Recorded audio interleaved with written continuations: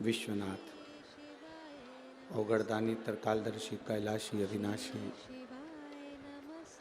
भगवान शिव, जिनकी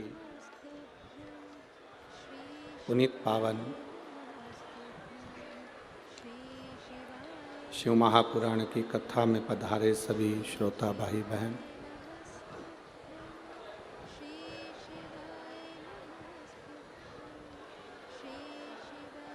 व्यासपीठ की शोभा बढ़ा रहे भगवान शंकर के भगवान श्री हनुमंत लाल जी के परम उपासक, जिन्होंने इस चंबल क्षेत्र में भिंड जिले के अंतर्गत जंगल में भी विराजमान श्री हनुमंत लाल जी की सेवा कर कर श्री हनुमान जी महाराज की भक्ति को संपूर्ण जनमानस में प्रेषित किया। ऐसे परम पूज्य महामंडलेश्वर 1008 पूज्य महाराज जी, ददरौआ धाम सरकार, जिनकी भक्ति श्री हनुमंत लाल जी के प्रति भाव संपूर्ण क्षेत्रवासियों का कल्याण कर रहा। कथा मंडप में विराजमान सभी संत वृंद, ब्राह्मण, गुरुजन, साधु, सन्यासी, तपस्वी जन,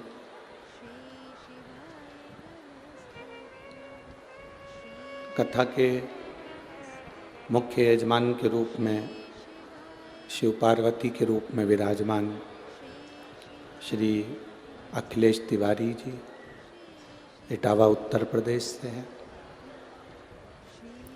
भाग्यशाली हैं जो गुरु कृपा से, श्री हनुमान जी महाराज की कृपा से, बाबा देवादिदेव महादेव की कृपा से आप कथा के मुख्य यजमान का पद ग्रहण करे हैं। एक बार सभी ताली बजाकर स्वागत वंदन अभिनंदन। भगवान की अविरल भक्ति और मुक्ति की ये पवित्र कथा, जो निश्चित आप और हमको भगवान भोलेनाथ जी के श्री हनुमंत लाल जी के चरणारविंद तक लेकर जाए।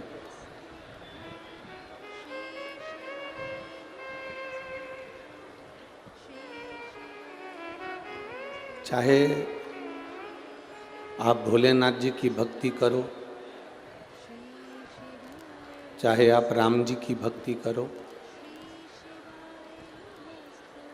चाहे श्री हनुमंत लाल जी की भक्ति करो, उसमें सबसे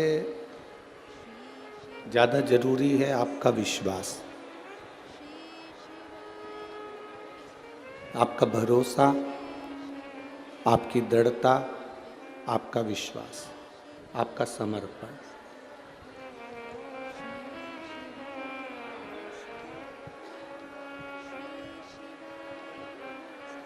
अपने धर्म के प्रति, अपने इष्ट के प्रति, भगवान के प्रति अगर आपका विश्वास पक्का नहीं है, भरोसा पक्का नहीं है, तो आप संसार में भटकते रहो। शिव जी के मंदिर में अगर एक लोटा जल लेकर जा रहे हो तो उसमें आपका विश्वास दृढ़ होना चाहिए। ददरौआ धाम सरकार के दर्शन करने के लिए आ रहे हो, श्री हनुमान जी महाराज के दर्शन के लिए ददरौआ धाम पहुँचे हो, तो विश्वास पक्का होना चाहिए।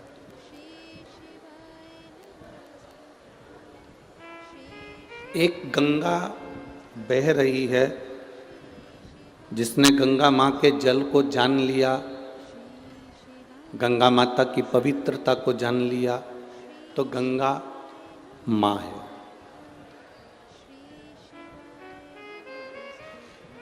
जिसने गंगा माँ की पवित्रता को नहीं जाना, गंगा माता के भावों को, जल को नहीं जाना, तो गंगा बहता हुआ पानी है।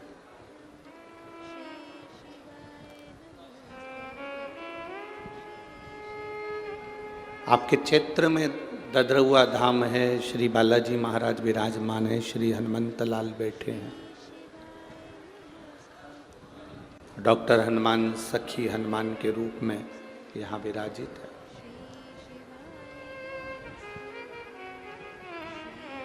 आप जितने दृढ़ी हो गए भगवान के प्रति, जितना तुम्हारा विश्वास पक्का होगा, जितना भरोसा पक्का होगा, उतनी जल्दी मेरे भोलेनाथ जी, उतनी जल्दी श्री हनुमंत लाल जी आपकी सुनते हैं और आपका कल्याण करते हैं। आपका भरोसा पक्का है।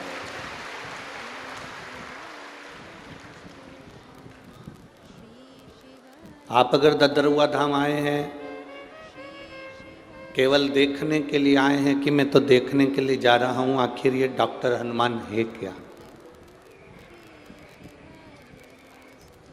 मैं तो देखने के लिए जा रहा हूं, ये सखी हनुमान है क्या,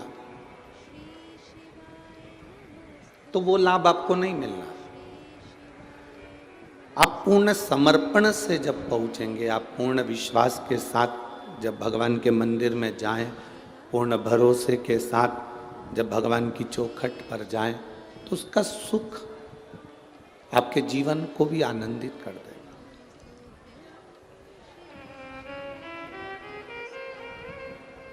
हम विश्वास के प्रति दृढ़ नहीं हो पाते।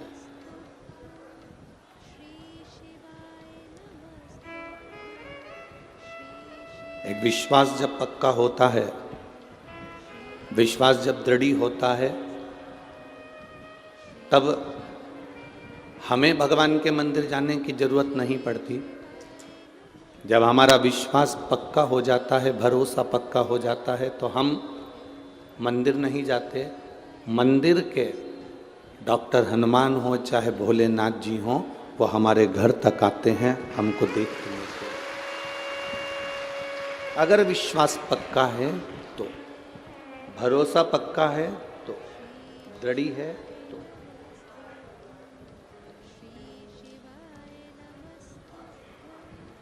शिव जी के मंदिर तक जाना या आपका काम है। तेरे मंदिर में आना मेरा काम है और मेरी बिगड़ी बनाना तेरा काम। बाबा के मंदिर तक जाना ये आपका काम है, पर उसके बाद में वो बिगड़ी बनाने का काम उसका है। आप उसकी चौखट तक पहुंच गए, ये जवाबदारी आपकी है। उसने आपको संभाल लिया, आगे फिर उसकी मर्जी।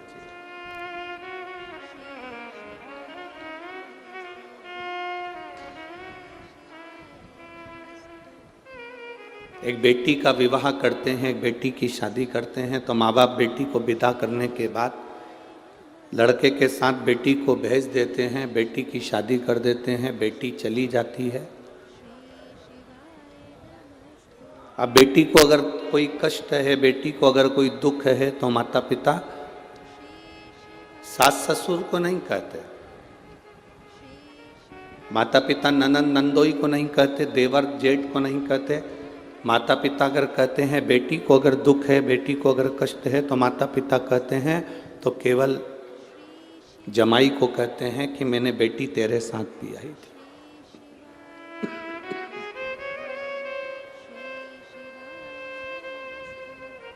इस बेटी की शादी मैंने तेरे साथ करी है।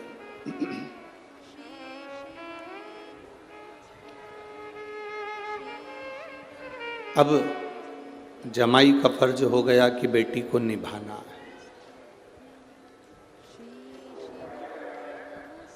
अब ये बेटी का फर्ज है कि जमाई को निभाना है।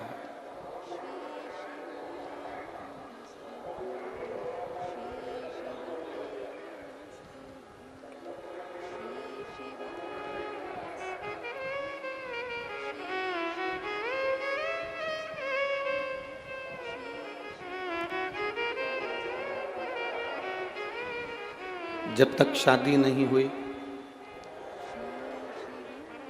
जब तक विवाह नहीं हुआ,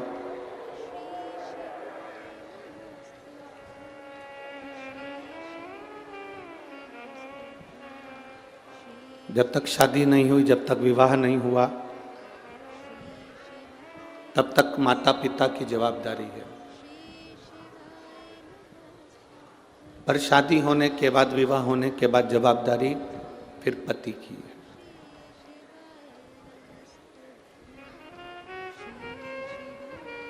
और पति की पूर्ण जवाबदारी है। जब तक आप मंदिर तक नहीं आए, जब तक आप भगवान के दरवाजे तक नहीं गए, जब तक आप एक लोटा जल लेकर भगवान के चौखट तक नहीं पहुंचे, तब तक जवाबदारी आपकी है।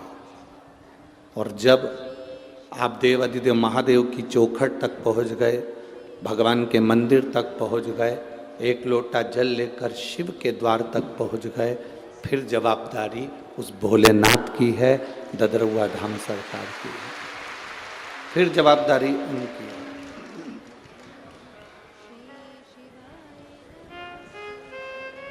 अब हमारा पूर्ण समर्पण, अब हमारा जो समर्पण है, हमने सब भगवान पर सौंप दिया। हमारा पूर्ण समर्पण हमने परमात्मा को दे दिया। जैसे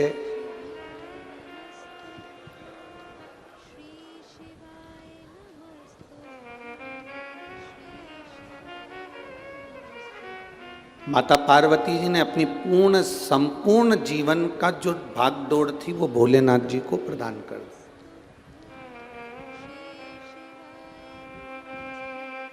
अब भगवान शिव उनको जैसा रखें, भगवान शंकर जैसा रखें, वो निभाती है।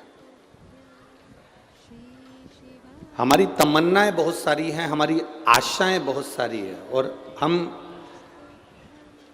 आस लगाकर भी बैठे हैं। तो किससे आस लगाकर बैठे हैं? संसार वालों से। मेरी जेठानी मुझे ये दे देगी, मेरी सास मुझे रकम दे देगी, मेरा ससुर मुझे प्रॉपर्टी का हिस्सा दे देगा, ये जो मकान है, इस मकान के 3 हिस्से हो जाएंगे, एक हिस्सा बड़े बेटे को, एक हिस्सा छोटे बेटे को, एक मंझले को मिल जाएगा।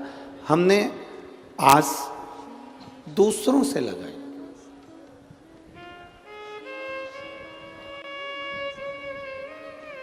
कभी आस लगाना छोड़ दो कि मेरे ससुर की प्रॉपर्टी का हिस्सा मुझे मिले। आप भगवान से प्रार्थना करा करो, आप भोलेनाथ जी से कहा करो, आप श्री हनुमंत लाल जी से कहा करो, हमें दूसरे की प्रॉपर्टी का हिस्सा नहीं चाहिए, हमें ससुर की प्रॉपर्टी का हिस्सा भी नहीं चाहिए। बाबा आप मुझे हिस्सा देना, तो आपकी इस मन की प्रॉपर्टी का हिस्सा देना, जिससे मेरी जिंदगी सार्थक हो सके।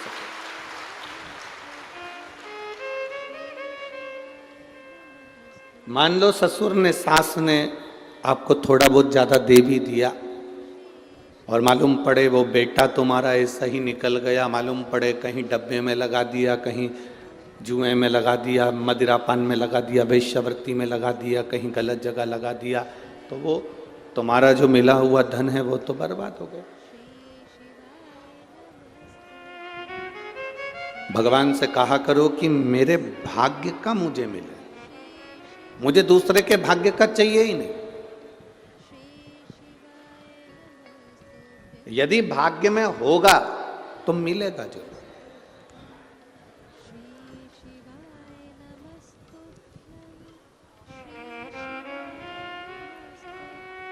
संसार में ऐसा कौन जन्मा जिसकी जिंदगी में दुख नहीं आया?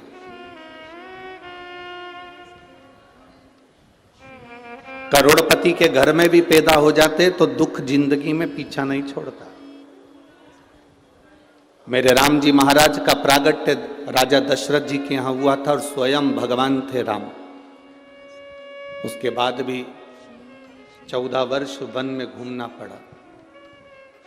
भगवान कृष्ण का प्रागट्य भी, स्वयं भगवान कृष्ण द्वारका के राजा थे, इसके बाद भी उनकी जिंदगी में दुख तकलीफ कष्ट आता रहा। उनके जीवन में दुख आता रहा। उनकी जिंदगी में कष्ट आता रहा। चाहे रामकृष्ण परमहंस जी हों, स्वामी विवेकानंद जी हों, चैतन्य महाप्रभु जी हों,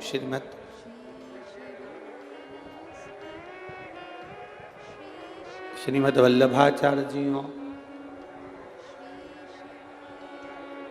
समय कहाँ से चल रहा है?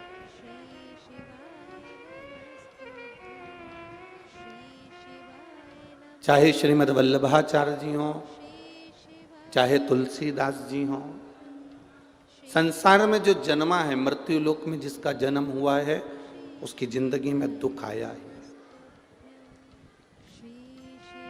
पर जितने राष्ट्र के संत हुए, जितने राष्ट्र के साधु हुए, सन्यासी हुए, तपस्वी हुए, साधक हुए, उपासक हुए, इनका दुख मिटा कैसे?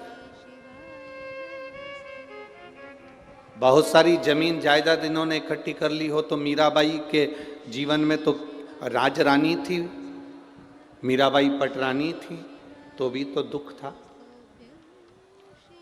जीवन में ये नहीं है कि आपके पास में धन होगा तो दुख नहीं होगा, संपदा होगी, गाड़ी होगी, बंगला होगा तो दुख नहीं होगा। कई लोग कहते हैं मेरी जेठानी मुझे बहुत कष्ट देती है, देवरानी मुझे कष्ट देती है, सास मुझे कष्ट देती है, ससुर मुझे कष्ट देता है, या परिवार के लोग मुझे बड़ा कष्ट देते हैं, मेरे रिश्तेदार, मेरे अड़ोसी पड़ोसी नातेदार कुटुंब वाले मुझे कष्ट देते हैं, मुझे परेशान करते हैं, मुझे दुख देते हैं। हम दूसरे से क्यों कहें? वो तो परिवार वाले हैं। अपना ये खुद का शरीर, ये तो अपना खुद का है ना। जब हमारा खुद का शरीर हमको कष्ट देता है, कभी घुटना दुखता है, कभी कमर दुखती है, कभी सिर दुखता है, कभी आंखें दुखती हैं, कभी कान दुखता है, कभी कोहनी दुखती है, कभी पेट दुखता है, जब स्वयं का शरीर हमें दुख दे रहा है, स्वयं का शरीर हमें कष्ट दे रहा है, तो यह अंदाजा लगा कर रखो कि दुनिया वालों से आस छोड़ दो कि कोई तुमको सुख देगा। जब शरीर सुख नहीं दे रहा तो दुनिया क्या खाक सुख देगा?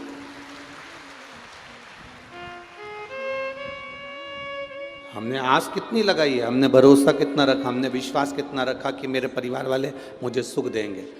आप में से कई माताएं ऐसी हैं जो भगवान श्री बालाजी महाराज से रोज कहती होगी ददरहुआ धाम सरकार से, बाबा प्रार्थना करूं मेरे बेटे की शादी हो जाए, घर में बहू आ जाए, ऐसी कृपा करो भोलेनाथ, मेरे घर में बहू आ जाए, घर में बहू आएगी, गरम रोटी देगी, मेरी सेवा करेगी। अब इतनी सारी बुजुर्ग माताएं बैठी हैं, इनसे हाथ जोड़ के निवेदन करूं, तुम में से कितनों की बहू है जो देसी घी लगा के रोटी दे रही है, देसी घी लगा के जीवान से ऐसी दे रही है कि रोटी तो जान दो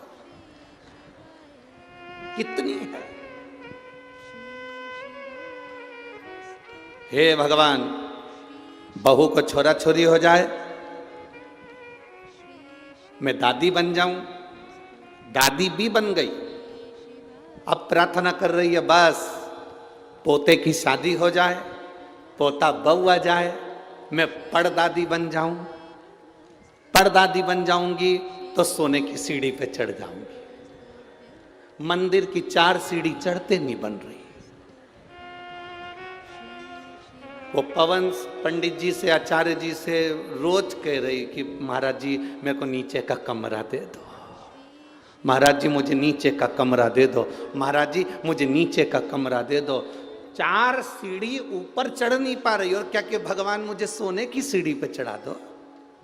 भगवान भी मन में सोचे, बता आश्रम गई, ददरहुआ धाम सरकार के दर्शन करने गई, धर्मशाला में रुकी, भवन में रुकी, 4 सीढ़ी तो ऊपर की चढ़ नहीं पा रही, एक बार ऊपर चढ़ी तो 3 दिन बाद नीचे उतरी, और कह रही है कि सोने की सीढ़ी पे चढ़ा दो। तो भगवान भी क्या करेगी चढ़कर? हमने आस दूसरे से लगाई, हमने दूसरे से आस लगा कर बैठे। मेरी बहू मुझे रोटी देगी, मेरे बच्चे मुझे संभालेंगे, मेरा बेटा बड़ा हो जाएगा तब मुझे संभालेगा, शिव महापुराण की कथा कहती है, भगवान शंकर ने अपने पुत्र श्री गणेश जी महाराज की शादी कर दी, रिद्धि सिद्धि जैसी बहुएं आ गई, पर भगवान शंकर ने कभी अपने पुत्र और पुत्र बहू से कभी आस नहीं लगाई। शिव जी ने कभी आस नहीं लगाई अपनी रिद्धि सिद्धि से, शंकर भगवान ने कभी रिद्धि सिद्धि से आस नहीं लगाई। ऐसा कोई फोटो तुम्हें अगर कहीं से मिल जाए तो हमको भी भेज देना, जिस फोटो में रिद्धि सिद्धि शंकर भगवान को रोटी खिला रही हो, भोजन करा रही हो, शंकर भगवान को पकवान बनाकर खिला रही हो। अब ये तो बहू है ना, तो इनका तो फोटो होना था, पर आज तक एक पुराण में, किसी शास्त्र में, किसी वेद में कहीं वर्णन नहीं आया कि रिद्धि सिद्धि ने भोजन बनाया और शंकर जी को भोग लगाया, शंकर जी ससुर हैं उनके, कि ससुर जी को भोजन कराया। क्यों? क्योंकि शंकर भगवान को अपनी बहुओं से आस नहीं है, शंकर भगवान खुद पर भरोसा रखते हैं, विश्वास रखते हैं, इसलिए आस नहीं लगाते। मेरी बहू आएगी मुझे रोटी देगी, मेरी बहू आएगी घर संभालेगी, मेरा बेटा दुकान संभालेगा, मेरा बेटा ये करेगा। हम क्यों आस लगा कर बैठे हैं? आप खुद के अंदर वो बल उत्पन्न करो, भगवान से प्रार्थना करना कि भगवान ऐसी कृपा करना कि मुझे पलंग पर कभी मत पटकना, मैं चलती फिरती अपना काम करती रहूं, तेरा भजन करती रहूं, तेरे दरवाजे पर आकर एक लोटा जल चढ़ाती रहूं और अंत में तेरे धाम चली। तुम आस लगा कर बैठी हो, मेरे बुढ़ापे में मेरी बहू मुझे पानी देगी, मेरे बुढ़ापे में मेरे परिवार वाले मुझे ये देंगे। तुम दुनिया से आस लगा कर बैठे हो। आस दुनिया से नहीं लगाना। शिव पुराण कहती है आस केवल एक जगह होना चाहिए, वो आस मेरे परमात्मा से होना चाहिए, बाकी के कहीं। आशा एक राम जी से दूजी आशा तोड़ दे, और नाता एक श्याम जी से दूजा। साधु संगे राम रंग अंग अंग रंगिए, जाई विधि राखे श्याम। जैसा भगवान रखे वैसा रखो, आस नहीं लगाना। मेरा परिवार मेरे को देगा, मेरा परिवार मुझे संभाल लेगा, मेरा परिवार ये कर लेगा। अंत घड़ी में, मृत्यु के समय पर, जब व्यक्ति की समय की घड़ी पल बेकार हो जाता है, जब वो पड़ा रहता है वेंटिलेटर पर, तब परिवार वाले केवल देखने के लिए आते हैं, दवाई दे सकते हैं, पैसा लगा सकते हैं, आपका इलाज करवा सकते हैं, हॉस्पिटल ले जा सकते हैं, पर अंत समय में अगर कोई संभालने वाला होगा तो जो तुमने लोटा भर के जल महादेव को चढ़ाया है, वो शंकर तुम्हें अंत समय में आकर संभाल। और अंत समय प्रभु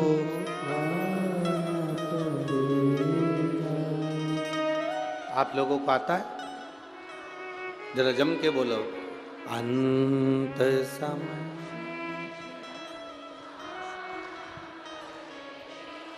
वचन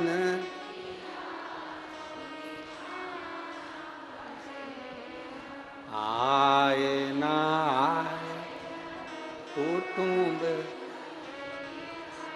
अंत समय प्रभु आना पड़ेगा, वचन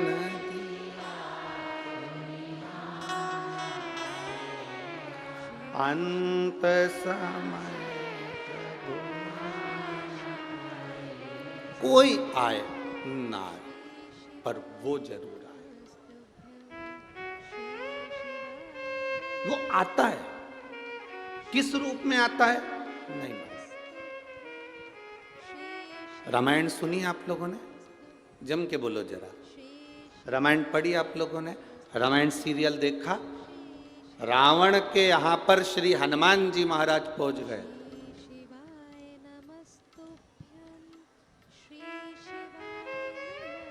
और रावण को हनुमान जी ज्ञान दे रहे थे, सुन रावण, सब छोड़ दे, प्रभु राम की शरण ले। रावण कहने लगा, बंदर होकर मुझे ज्ञान देता,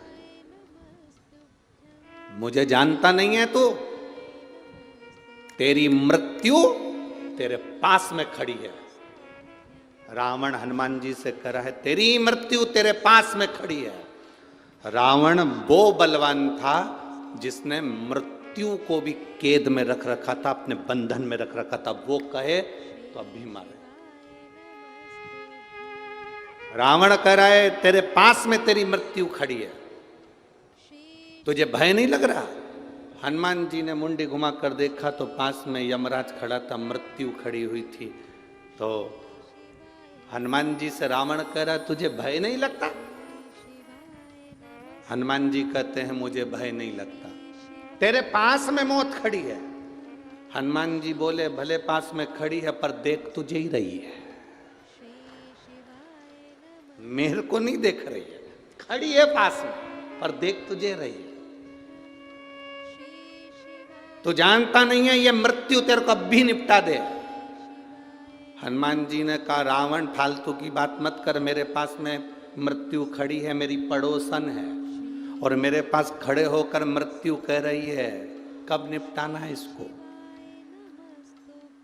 ये सामने जो सिंहासन पर बैठा है रावण, इसको निपटाना कब है? अभी निपटाऊं कि बाद में? हनुमान जी कहने लगे वो तो मैं राम जी को कहकर आया था, जामंत को कहकर आया था, कुछ भी आड़ा टेढ़ा करके नहीं आऊंगा। नहीं तो मेरे जिस चरित्र को रामचरितमानस में बांचा गया है उसका नाम है सुंदर, जम के बोलो जरा, सुंदर कांड। तो हनुमान जी बोले मैं 2 मिनट में कांड करूंगा और चले जाऊंगा। 2 मिनट लगेगा, इससे ज्यादा नहीं लगेगा। पर मैं यहाँ केवल आया हूं, तुझे समझा रहा हूं, तू समझ जा। समझ गया तो तेरी जिंदगी सार्थक, नहीं समझे तो बात दूसरी।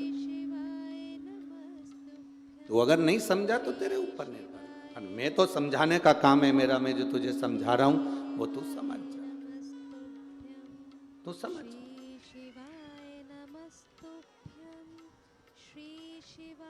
अब ये तो समझने वाला विषय है जो आप समझ जाए।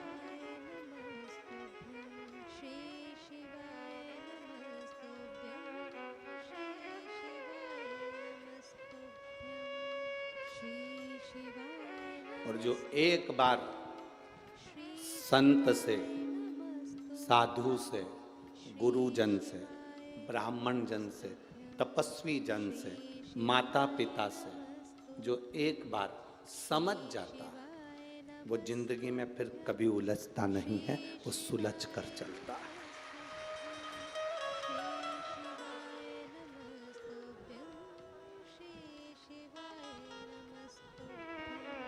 जिस व्यक्ति को अपने घर के बड़ों की बात बुरी लगने लगे, जिस बहू को सास ससुर की बात बुरी लगने लगे, जिस बेटे को माँ बाप की बात बुरी लगने लगे, दूसरों की बात अच्छी लगने लगे, पड़ोसन की बात अच्छी लगने लगे, रिश्तेदारों की बात अच्छी लगने लगे और घर का व्यक्ति कहे तो बुरी लगने लगे, तो समझ लेना उस व्यक्ति को दुनिया में कोई नहीं बचा सकता। उसका अंत निश्चित है, उसे बर्बाद होना है, उसे कोई नहीं बचा सकता, उसका बर्बाद होना निश्चित है। आपको अगर अपने घर के लोगों की बात बुरी लग रही है और दोस्तों की बात अच्छी लग रही है, रिश्तेदारों की बात अच्छी लग रही है, परिवार वालों की बात अच्छी लग रही है और अपने परिवार के लोगों की बात बुरी लग रही है, तो समझ लेना कि अब तुम्हारा समय बेकार आ गया। अपने गुरु की बात तुम्हें बुरी लगे और दूसरा गुरु कहे तो अच्छी लगे, तो समझ लो कि तुम्हारा समय बेकार है।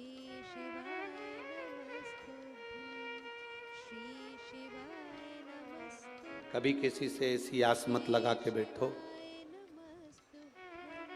कि जिस आस से हमको तकलीफ, जिस आस से हमको तकलीफ हम क्यों लगाएं। हनुमान जी को क्या कहते हैं? शंकर। ये शिव महापुराण जो हो रही है ददरुआ धाम सरकार के इस पवित्र प्रांगण के अंदर, श्री हनुमंत लाल जी के इस पवित्र मंदिर प्रांगण के अंदर जो यीशु पुराण की कथा हो रही है, इसका नाम है शंकर सुमन शिव महा शंकर। हनुमान जी को शंकर सुमन भी कहा गया। सुमन की मतलब क्या होता है? लोग उसे पुष्प भी कहते हैं। शिव का एक स्वरूप भी कहते हैं, शंकर का पुत्र भी कह देते हैं, शिव का एक प्रतिबिंब भी कह देते हैं। माता अंजना देवी ने जब भगवान शंकर की आराधना करी थी, शिवलिंग की पार्थिव लिंग का निर्माण करती, पूजन करती माता अंजना, उनके साथ में केसरी बाबा भी पूजन करने बैठे। गौतम ऋषि के कहने पर उन्होंने पूजन करी थी, गौतम बाबा। जब माता अंजना जी के गर्भ से संतान नहीं हुई, बहुत समय निकल गया, बहुत समय संतान का सुख नहीं हुआ, तब उन्होंने गौतम बाबा से कहा, पिताजी मेरी संतान नहीं है, मैं क्या करूं? पिताजी ने कहा, पार्थिव शिवलिंग का पूजन करो, उसका अभिषेक करो, तुम्हारे यहाँ संतान।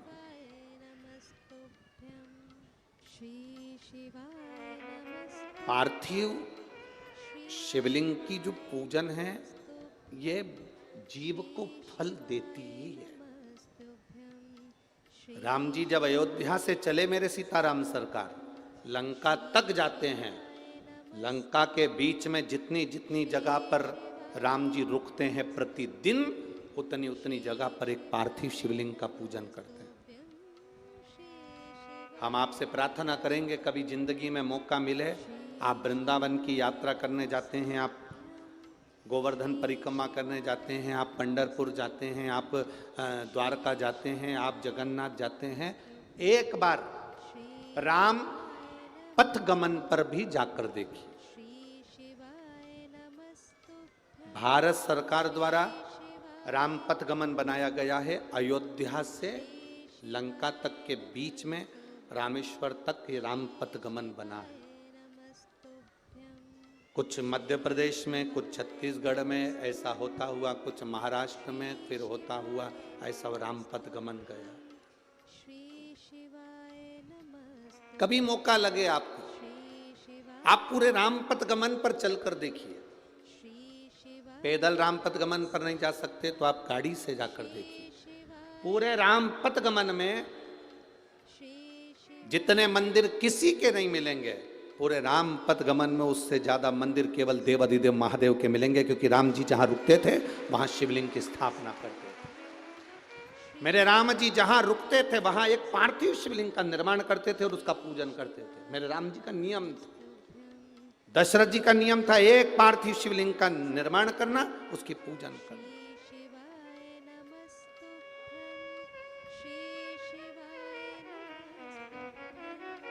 जनक जी का नियम था, एक पार्थिव शिवलिंग का निर्माण करना, उसकी पूजन करना।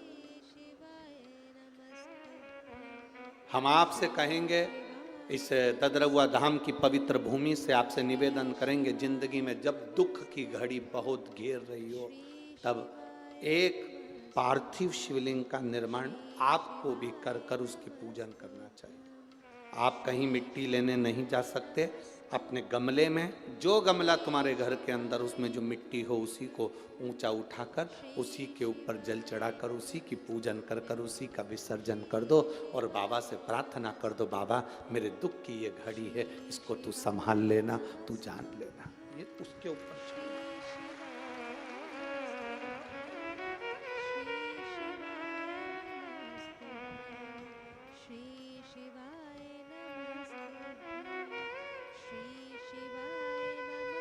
हम उसके ऊपर छोड़, पूरे राम पथ गमन में शिव जी के मंदिर मिलेंगे। पूरे राम पथ गमन में पार्थिव शिवलिंग का निर्माण मेरे राम जी ने किया है।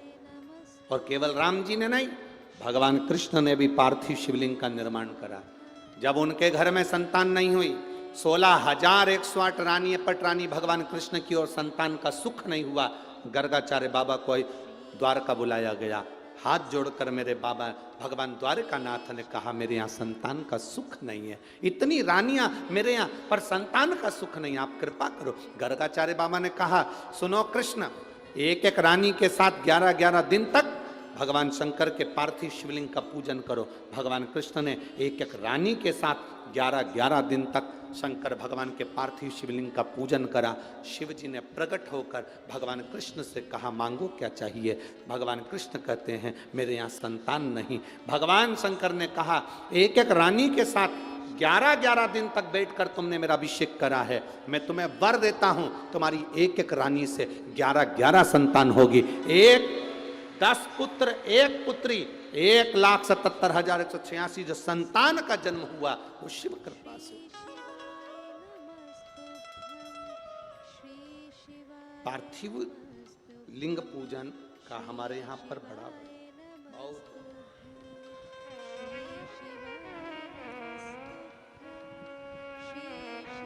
आप में से कितने लोग हैं जो शंकर जी के मंदिर में 1 लोटा जल चढ़ाने रोज जाते हैं? जरा हाथ उठाओ तो जरा सभी हो। हाँ धर लो वापिस धर लो। भगवान भला करे, कृपा करे, जाना चाहिए। सारी समस्या का हल बोल बम का नारा है।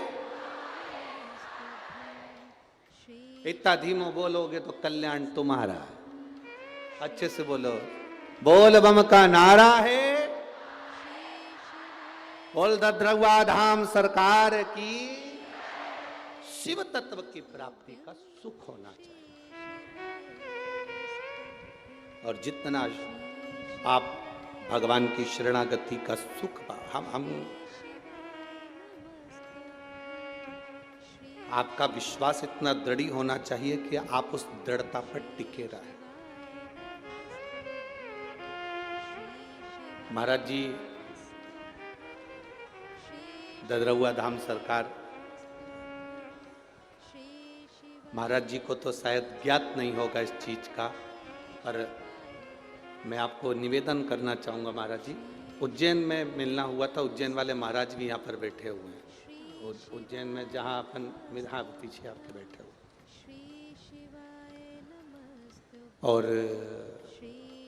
वहाँ पर हमारा जाना हुआ। महाराज जी ने कितना बड़ा फोटो था, अच्छा बहुत बड़ा फोटो श्री डॉक्टर हनुमान जी का, वो हमको दिया। अब आप देखिए कृपा क्या होती है, महादेव की कृपा क्या होती है, बालाजी सरकार की देखिए। अब बड़ा सारा फोटो दे दिया। हमारे एक यजमान है मांगलिया के मंत्री परिवार, उनका ड्राइवर। हमारे जो कई लोग पूछते हैं गुरुजी ये भक्त लोग संतों के लिए, गुरुओं के लिए अपनी गाड़ियां क्यों लगा देते? जब कोई उत्सव होता है, फंक्शन होता है, तो जो सेठ होते हैं ना, जैसे महाराज जी के भी बहुत शिष्य हैं, ऐसे शिष्य उन क्या कहते हैं, गुरुजी आपके कार्यक्रम है, हमारी गाड़ी लगेगी, संतों को लाना ले जाना, किसी को जाना आने के लिए हम अपनी गाड़ी लगा देंगे। किसी ने पूछा सेठ लोग गुरुओं के आगे, ऐसे हमारे भी कई भक्त लोग हैं, जैसे देवास वाला वरुण है, मंत्री परिवार, ऐसे वो जब भी कोई बड़ा आयोजन होता है तो अपनी अपनी गाड़ियां भेज देते हैं, ड्राइवर भेज देते हैं। तो किसी ने पूछा ये ड्राइवर गाड़ी क्यों भेजते हैं? हमने कहा वो गाड़ी इसलिए भेजते हैं क्योंकि उनकी जिंदगी की गाड़ी अच्छी चलती रहे। इसलिए भक्त जो होता है ना, अपने गुरु के दरवाजे पर गाड़ी ले जाके खड़ी कर देते हैं। 5 दिन का कार्यक्रम है गुरुजी, हमारी गाड़ियां यहाँ लगी रहेगी, आज ड्राइवर रहेगा, हमारा डीजल डला रहेगा, आपके भक्त आराम से जाए आए, सेवा लगे, आपकी ये गाड़ी चलती रहेगी तो हमारी जिंदगी की गाड़ी भी चलती। तो मांगलिया के, इंदौर के पास मांगलिया है, मांगलिया के मंत्री परिवार का ड्राइवर सेवा में लगा हुआ है। उज्जैन की कथा थी, स्वामी जी के यहाँ पर जाना हुआ। अब हमारा 5-7 दिन की कथा पूरी हो गई, हमारा जाने का समय।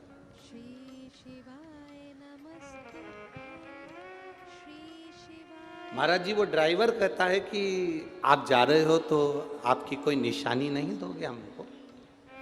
तो सारा सामान पैक हो गया था, अब कुछ बचा हो देने के लिए, तो हम तो जाते समय शॉल भी नहीं ओढ़े थे कि शॉल दे दे। अब बागा तो वो पहन नहीं सकता, नहीं तो ये उतार के दे। केवल एक डॉक्टर हनुमान जी का बड़ा सारा फोटो था।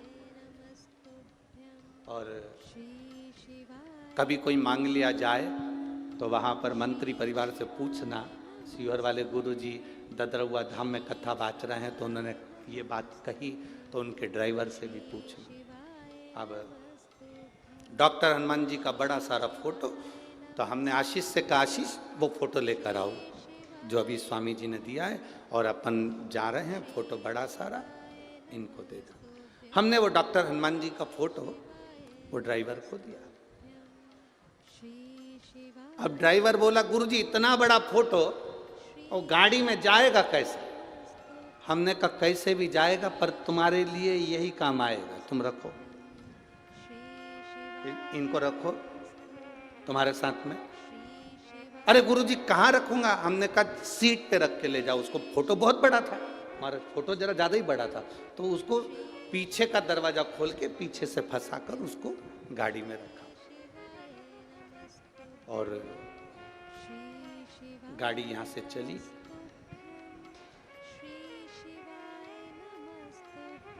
मांगलिया पहुंचने वाली थी, उसके पहले उस व्यक्ति को अटैक आ गया गाड़ी चलाते चलाते। महाराज आप पूछना, अगर आपके कोई परिचित मांगलिया में तो उसको अटैक आ गया।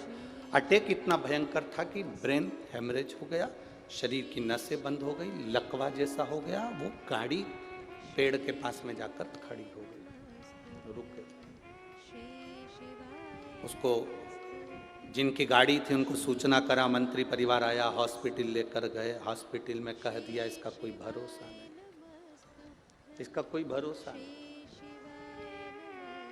महाराज जी वो फोटो गाड़ी में ही था, और फोटो गाड़ी में था, पर एक बंदर एम्बॉय हॉस्पिटल का चक्कर जब तक वो व्यक्ति ठीक नहीं हो गया तब तक वो लगाता ही रहा था। एक बंदर,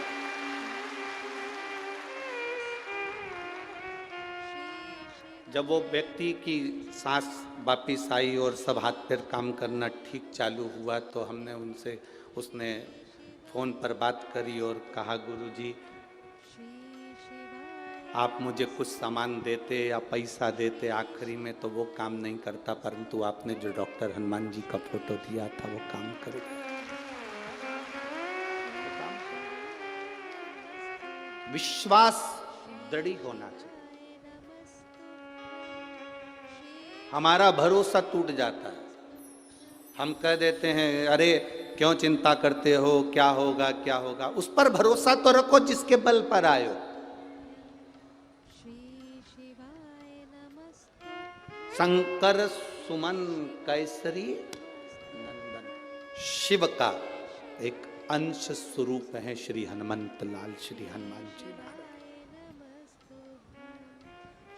शंकर का एक स्वरूप है हनुमान जी महाराज, शिव का एक प्रतिबिंब। ये तो दुनिया के लोग हैं जो देवताओं में भेद कर लेते हैं कि राम जी अलग हैं, कृष्ण अलग हैं, हनुमान जी अलग हैं, शिव जी अलग हैं, देवी जी अलग है, देवता जी अलग हैं। ना ना ना ना, शिव पुराण कहती है सब एक में, सब एक,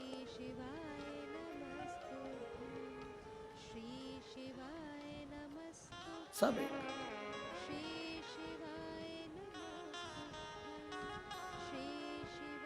आज सवेरे सवेरे हम जब सुबह उठे 5:30 बजे, 5 बजे के करीब में, हमारा बहुत अच्छा, वो तो महाराज जी ने व्यवस्था कर दी कि पर्दा लगा दिया है, तो हम नीचे उतर नहीं सकते, क्योंकि हमारा मन भी करे कि मॉर्निंग वॉक में घूमने जाएं, तो तुम हमारे को कोई घूमने दोगे? तो वो तो महाराज जी की बड़ी कृपा है, तो उन्होंने पर्दा लगा दिया, तो वहीं घूम लेते हैं सुबह के टाइम पर। तो माताएं आपस में बात कर रही थी, अरे जिज्जी, अरे ओ, अब उनकी भाषा में जो बोल रही हो, तो अच्छी बड़ी बड़ी लोंग थी उनकी और बड़ी बात। अब वो कपड़ा उस पर डाल रही थी सुखाते सुखाते, तो वो बात करते करते बोली गई, एक बात तो बता, जा सियोर वाला महाराज के, हाँ सियोर वाला महाराज के वे, के नहीं के वे, कि लोटा भर के जल महादेव के चढ़ाओ, सारा देवता उनके मिल जाए। तो ऐसा कहीं होए, ऐसा कहीं होए? तो अब मैं कहूं जिज्जी, अरे यो भिंड की जिज्जियां, अब सियोर वाला महाराज के कि जल चढ़ाओ सारा देवता उनके मिल जाए, तो माली जो होता है ना पेड़ में पानी देने वाला, पत्ते को अलग से पानी देता है क्या? जम के तो बोलो जरा। डाली को अलग से पानी देता है क्या? फल को अलग से पानी देता है क्या? नहीं, जड़ में पानी डालता है, पत्ती डाली और फल सब में पहुंच जाता है। अब तुम्हारे भिंड में ऐसा होता हो, अलग अलग पत्ती को पानी देना है, डाली को पानी देना हो, और मालूम पड़े फल को पानी देना हो, तो बात दूसरी है। पर शिव महापुराण की कथा कहती है, तुझ में रब दिखता है यारा मैं क्या करूं, एक में सब दिखता है यारा मैं क्या करूं। एक में सब समान, एक में सब है। हम जड़ में पानी दे रहे हैं तो पत्ते में भी पहुंचा है, हमने जड़ में पानी दिया तो वो फल में भी पहुंचा। हमने महादेव को पानी दिया, शिव जी को जल चढ़ाया, तो वो 33 कोटि देवी देवताओं को अपने आप पहुंच जाता है। शिव को चढ़ाओ, अड़भंगा है मेरा महादेव, शिव अड़भंगा है। अड़भंग लोग कहते हैं, तो माता अंजना देवी ने जो शिवलिंग की, पार्थिव शिवलिंग की पूजन करी, और पार्थिव शिवलिंग का पूजन कर कर उन्होंने मांगा, भोलेनाथ जी से प्रार्थना करी। बाबा देवादिदेव महादेव सामने प्रकट हुए, मांगो तुम्हें क्या चाहिए। मेरे 3 वर है, अंजना माता कर रही, मेरे 3 वर। पहला वर, मुझे आपके समान पुत्र चाहिए। शिव जी ने कहा, मेरे समान कहां ढूंढने जाऊंगा, मैं ही तेरे घर में आ जाऊंगा। कहां ढूंढूंगा? शंकर भगवान बोले, मैं कहां मेरे समान ढूंढने जाऊंगा, मैं खुद तेरे यहां आऊंगा। कहां ढूंढूंगा?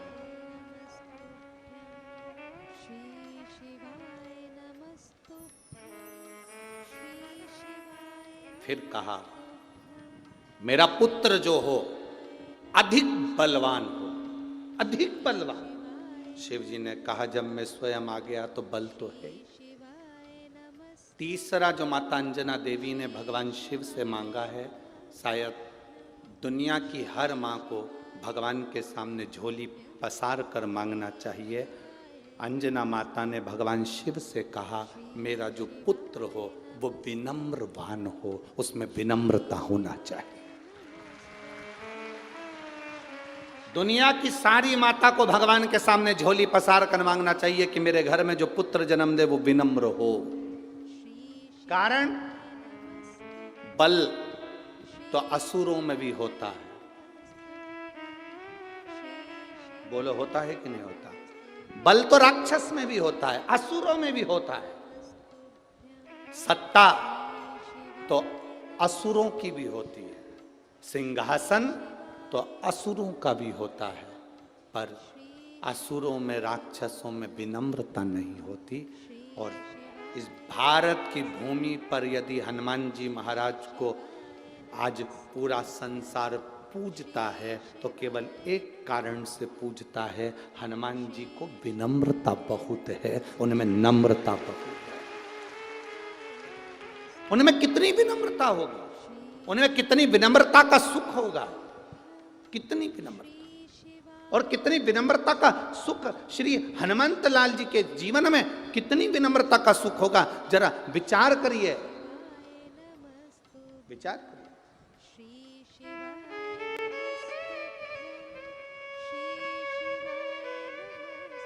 अब किसी ने कहा हनुमान जी में विनम्रता कहाँ दिखी, तो हम कहते हैं जिस समय पर सीता जी का पता लगाने के लिए जा रहे थे, जब माँ जानकी जी का पता लगाने चले तो हनुमान जी को क्या कहते हैं, अष्ट सिद्धि नव निधि के असबर दीन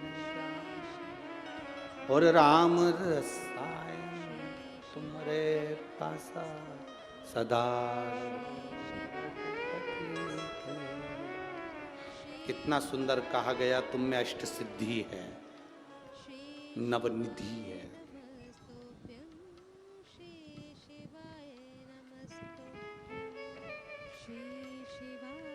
कितनी, जम के बोलिए जरा, अष्ट सिद्धि नवनिधि, कितने हो गए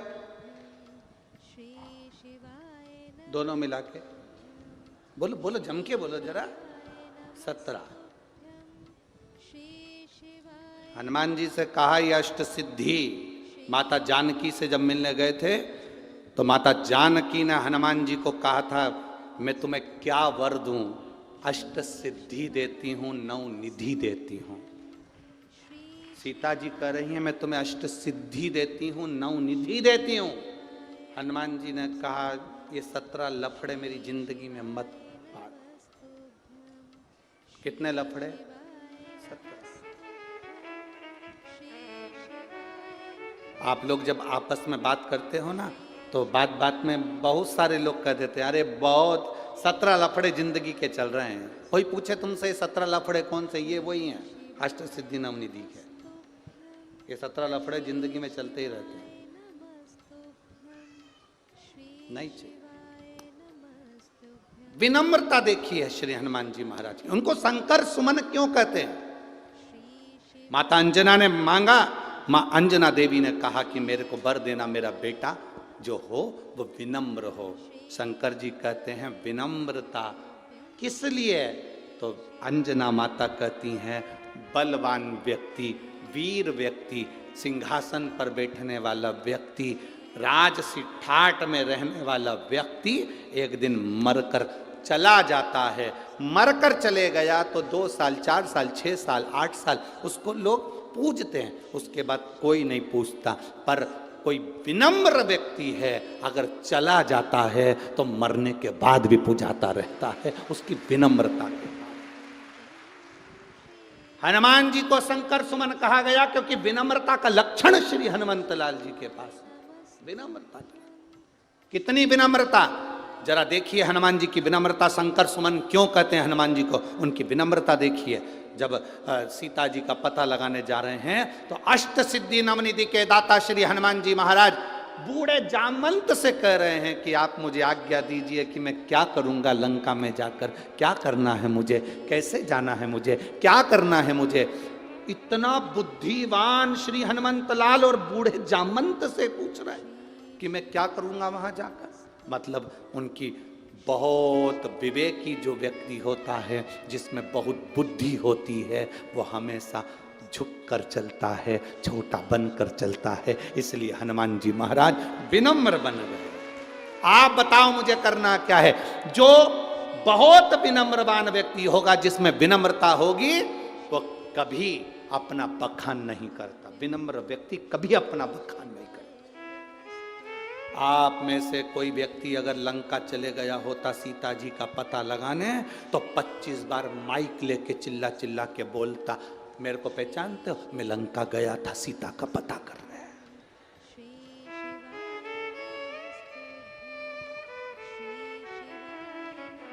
आप और हम में से कोई भी अगर सीता जी का पता लगाने चले गया होता तो 50 बार चिल्ला चिल्ला कर कहता, मैंने सीता जी का पता लगाया, मैं लंका में आग लगा कर आया, मैंने ये करा, मैंने वो करा। पूरा अखबार भरा गया होता, पूरी सोशल मीडिया भरा गई होती कि तुमने ये करा। पर हनुमान जी ने, जब राम जी ने पूछा हनुमान से, हनुमान सीता का पता तूने लगाया? हनुमान जी बोले नहीं प्रभु मैंने नहीं लगाया। जामवंत पास में खड़े थे, उनने कहा इसी ने लगाया। राम जी ने पूछा हनुमान पता तूने लगाया? हनुमान जी बोले नहीं प्रभु मैंने नहीं लगाया। जामवंत पास में खड़े थे, उन्होंने कहा इसी ने लगाया। फिर राम जी ने पूछा हनुमान तू लंका गया था? हनुमान जी बोले मैं नहीं गया, इतने में जामन पास में खड़ा था, यही गया था। फिर राम जी ने पूछा हनुमान लंका में आग तूने लगाई? हनुमान जी बोले मैंने नहीं लगाई, इतने में जामवंत में ही खड़ा था, इसी ने लगाई। इतने में राम जी बोले हनुमान सीता का दर्शन तूने किया? हनुमान जी बोले मैंने नहीं किया, इतने में जामवंत बोला इसी ने किया। अब इन दोनों के झगड़े में राम जी को गुस्सा आ गया। राम जी को गुस्सा आ गया तो तूने नहीं करा तो क्या मैंने करा? इतने में हनुमान जी बोले बस आपने किया है, मैं तो निमित्त था, बस केवल निमित्त, जो कर रहे थे आप कर रहे थे। लंका गए आप, भेजा मुझे आपने, दर्शन किया आपने, आग लगाई आपने, मैं तो केवल निमित्त था। आज आपने सत्य कह दिया, क्या मैंने करा? बिल्कुल सत्य है, आपने किया। करते हो मेरे बाबा मेरा नाम, और प्रभु आपकी कृपा से सब। शंकर सुमन का मतलब शिव विनम्रता दे दें, शिव विनम्रता दे दें, ये शंकर सुमन का लक्षण है, विनम्र। कितनी विनम्रता श्री हनुमान जी महाराज में होगी, जरा विचार करिए। चढ़े, कितना बल है हनुमान जी महाराज में। जिस पत्थर पर लात रखा वो पत्थर नीचे दब गया, जिस पत्थर पर लात रखा वो पत्थर नीचे दब, पत्थर दब गया नीचे, पत्थर नीचे।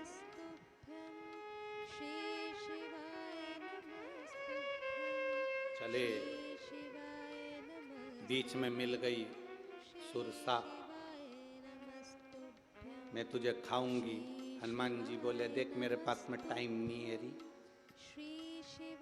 ए सुरसा, तू कह रही मुझे खाएगी, पर मेरे पास भी तो टाइम होना चाहिए। काम करना, मैं जब घूम फिर के आ जाऊं तब खा लेना। सुरसा बोले मेरे पास भी टाइम नहीं, मैं तो अब भी खाऊं, मैं तुझे अभी खाऊंगी। हनुमान जी बोले मैं जरा लंका होकर आ जाऊं तब खा लेना। नहीं ना ना ना, मेरे पास।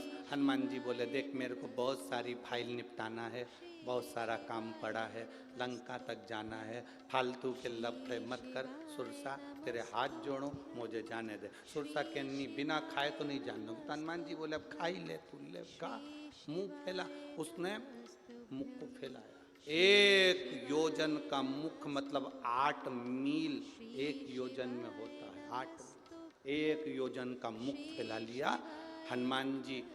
1 योजन का जैसे ही हनुमान जी ने अपना स्वरूप बनाया, सुरसा ने 2 योजन मुख फैलाया। हनुमान जी 2 योजन के हुए तो सुरसा ने फिर योजन बढ़ाते बढ़ाते वो 4 योजन का मुख बनाया। हनुमान जी 8 हो गए, 8 बढ़ाते 16 हो गए, 16 से 32 हो गए, 32 पे सुरसा 64 योजन का मुख फैलाती। हनुमान जी छोटे होके मुंह में से प्रवेश कर कर बाहर खड़े हो गए, और खड़े होकर सीताराम सीताराम सीताराम करने लगे। सुरसा बोली क्यों रे, मुंह में नहीं गया? हनुमान जी के घूम फिर के वापिस आ गया।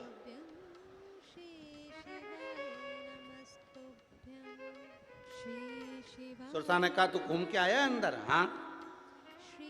मुख में गया था? हाँ। मेरा मुंह देखा है तूने अंदर से? हाँ। 32 दांत में से 4 दांत तुम्हारे लंबे हैं, बाकी के सब छोटे हैं।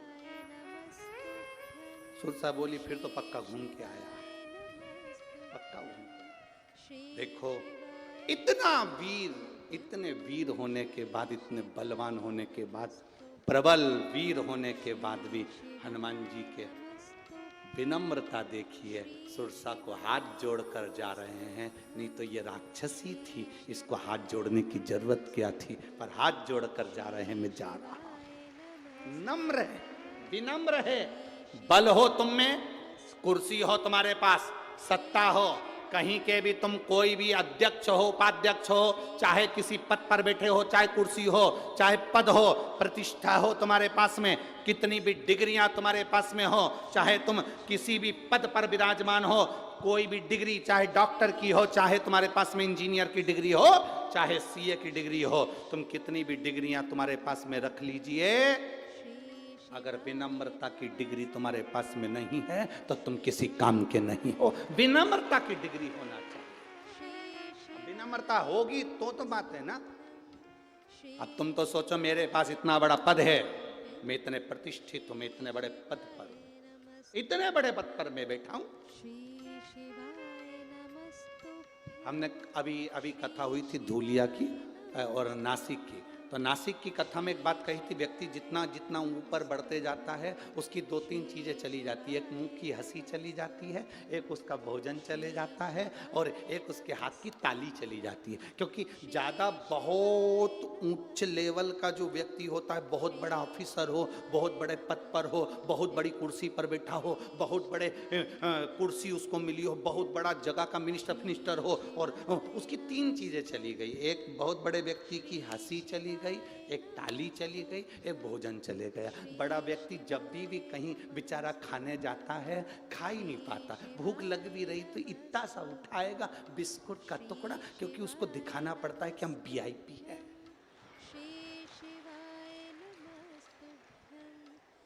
शिवर वाले महाराज जैसा थोड़ी ना सब निपटा जाता है, जो मिल जाए खा।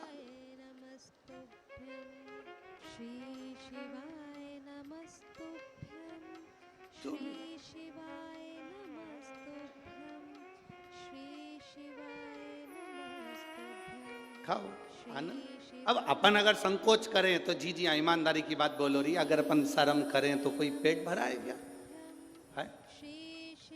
और माल खिलाने वाले ददरुआ धाम सरकार हो तो फिर कौन भूखा मरे? से तो खाओ डपट के, हाँ करना अपन को।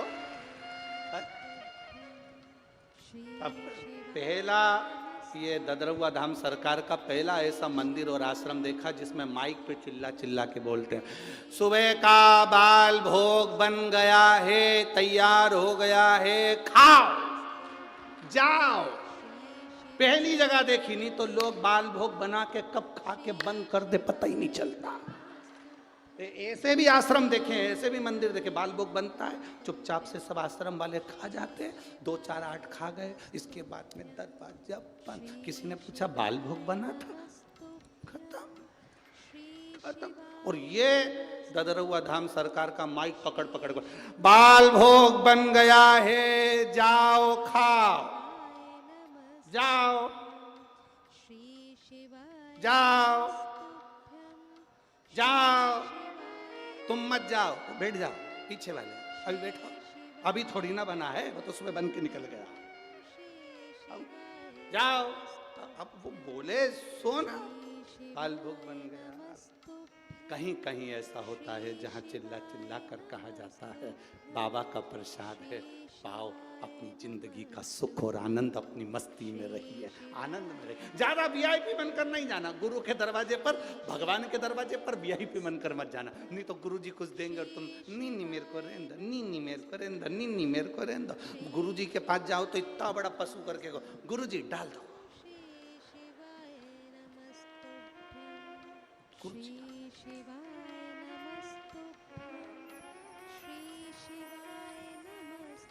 तीन चीजें बड़े लोगों की चली जाती है। एक, उसका भोजन चले गया, शादी में भी जाता है वीआईपी आदमी तो 500 का लिफाफा देकर आता है, कुछ नहीं खा के आता है, कुछ।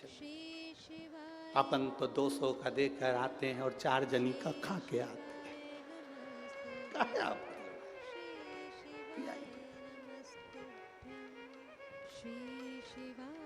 अब दूसरी चीज बड़े आदमी की चली जाती है, उसके चेहरे की हंसी। बहुत वीआईपी, बहुत बड़ा ऑफिसर, हंसता कम है। तुम जब भी बात करोगे वो ऐसा बैठा मिलेगा जैसे मुसद्दी लाल। तुम बोलोगे सर सर, हंसी की बात भी करोगे ना,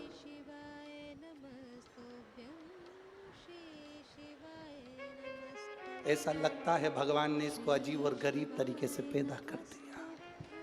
हंसता ही नहीं, स्माइल देता ही नहीं है। जब तो वो हरिद्वार में बैठे हुए रामदेव बाबा सुबेरे सुबेरे योगा में तुमको हंसाने का प्रयास कर, हंसो, फिर लोग सुबेरे सुबेरे मॉर्निंग वॉक क्योंकि हंसना जरूरी है, हंसते ही नहीं। बड़ा व्यक्ति के चेहरे से हंसी चली गई। कई कई बड़े बड़े घर की जो वीआईपी पति की पत्नियां होती वो भी नहीं हंसती, बेचारी ऐसी है। अच्छा, ये इसलिए नहीं हंसती क्योंकि ज्यादा तेज हंस देंगी तो लिपस्टिक दांत में चिपक जाए, अब वो ज्यादा हंस भी नहीं सकती, तो वो बेचारी बिल्कुल सावधानी से हंसती, सावधानी। इनका खाने का तरीका भी बड़ा विचित्र रहता है, गुलाब जामुन खाएगी तो वो गुलाब जामुन में लिपस्टिक ना चिपक जाए, हे भोलेनाथ, और चिपके सो तो काम है।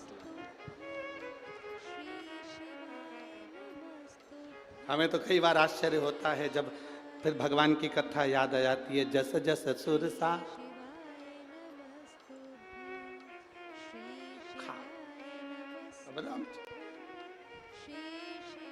इतने वीआईपी मत बन जाना, इतने बड़े मत बन जाना कि तुम्हारी हंसी चली जाए, इतने बड़े मत बन जाना कि तुम्हारी भूख चली जाए, भोजन ना कर पाओ, और इतने बड़े मत बन जाना कि अपनी खुशी में आप एंजॉय ना कर सकें, अलमस्त होकर जी ना सके।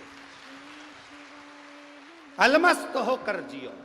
संसार सागर में जन्म मिला है, मनुष्य की देह मिली है, इसमें इतनी प्रसन्नता से जिंदगी जीना कि ये जीवन वापिस नहीं मिलने वाला, फिर नहीं मिलेगा, फिर नहीं मिलने वाला।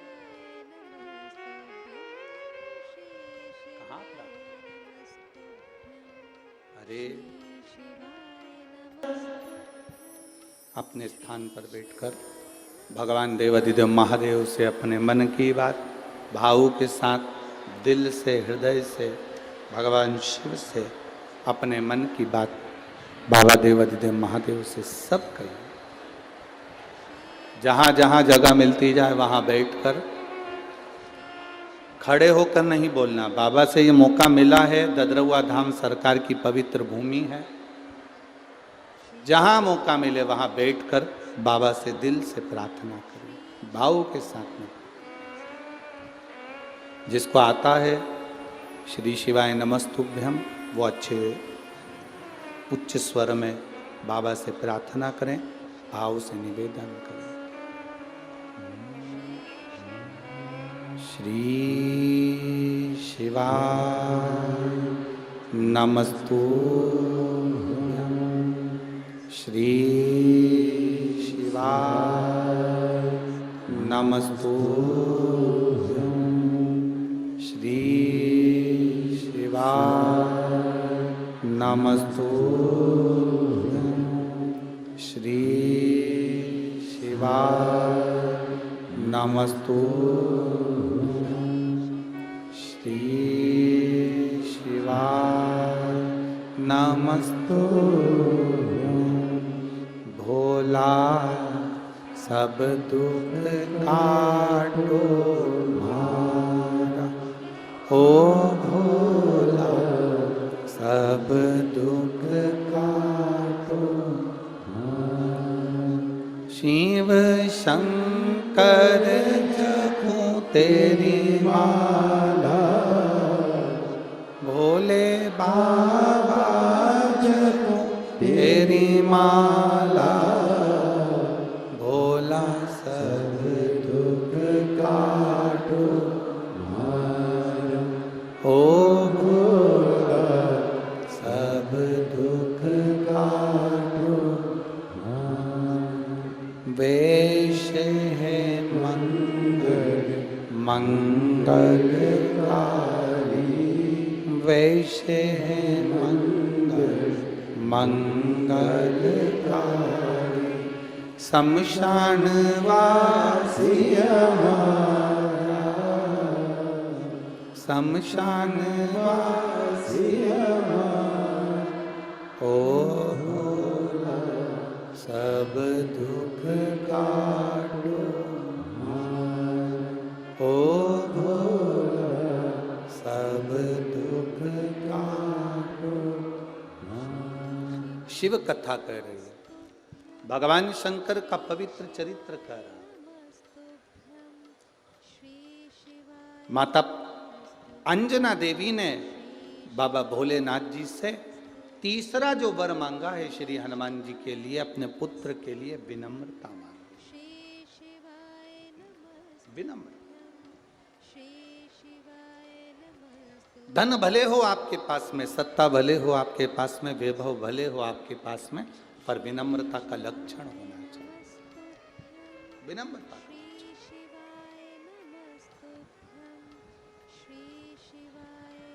कभी कभी जब व्यक्ति के जीवन में ज्ञान का अभिमान आ जाता है, प्रतिष्ठा का अभिमान आ जाता है, तो व्यक्ति फिर नष्ट हो जाता है। शिव महापुराण में कथा आती है श्री ब्रह्मदेव की। ब्रह्मा जी ने एक बार भगवान विष्णु से पूछ लिया था तुम्हारे पिता कौन है, तो भगवान विष्णु ने अपने ब्रह्मदेव से कह दिया था मेरे पिता देवाधिदेव महादेव, वो मेरे पिता हैं।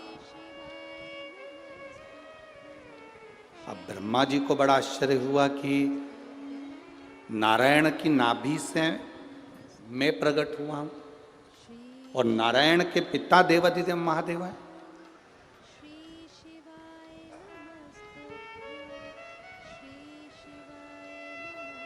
मैं आपके पिता को देखना चाहता हूं, मैं आपके पिता का दर्शन करना चाहता हूं। ठीक है, करो। एक बड़े से पर्वत को ब्रह्मा जी और भगवान विष्णु ने घुमाना प्रारंभ करा। उस पर्वत को जब घर्षण करना घुमाना प्रारंभ करा तो घुमाते घुमाते घुमाते घुमाते उस पर्वत को जब घुमाया गया, उसमें से अग्नि का एक खंभ प्रकट हो गया। अग्नि का खंभ प्रकट हुआ तो एक लिंग की आकृति भगवान शंकर का एक प्रतिबिंब शिवलिंग प्रकट हो गया। एक शिवलिंग प्रकट।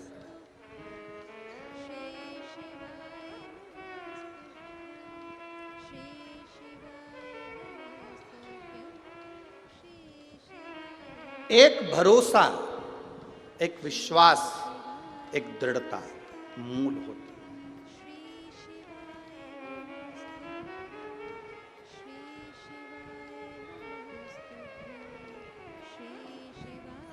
कितना भरोसा होगा, कितना विश्वास होगा, उस भरोसे के बल पर व्यक्ति की जीत होती है। महाराज जी 17 दिन से उत्तराखंड की भूमि में सुरंग में लोग फंसे हुए थे। सुरंग के अंदर 17 दिन से लोग फंसे हुए थे। मैं भारत सरकार को और उत्तराखंड की धामी जी की सरकार को धन्यवाद देता हूँ। 17 दिन के बाद वो सब जीवित की जीवित बाहर निकले। ये शिव कृपा और भगवान श्री हनुमंत लाल जी की कृपा है। ये कृपा है भगवान की।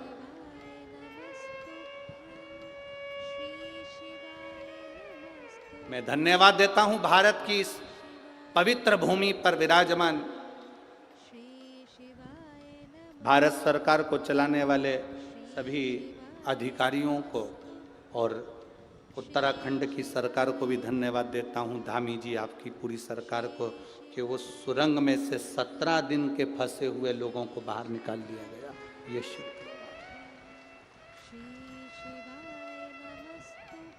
कहीं ना कहीं उनके घर के लोगों की शिव के प्रति विश्वास, हनुमान जी के प्रति भरोसा, भगवान के प्रति जो दृढ़ता थी वो सफल हुई।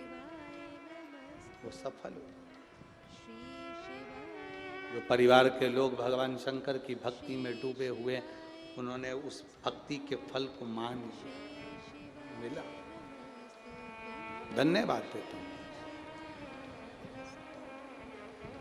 शिव तत्व की प्राप्ति सहज नहीं। ब्रह्मा जी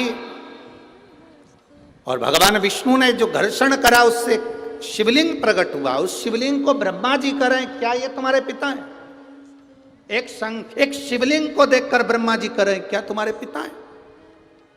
आपके सामने कई लोग सनातन धर्म पर उंगली उठाते हैं, पत्थर पर दूध डोल रहे, पत्थर पे दूध चढ़ा रहे। क्या इसमें भगवान है? ब्रह्मा जी ने भगवान विष्णु से कहा था कि इस शिवलिंग में, इस पत्थर के शिवलिंग में, इस अग्नि के खंभ में, क्या इस शिवलिंग में शिव है, तुम्हारा पिता है? भगवान विष्णु ने उसी समय संकल्प लेकर कह दिया था, इस शिवलिंग में मेरा पिता देवाधिदेव महादेव है। ये सिद्ध है, वो निश्चित है।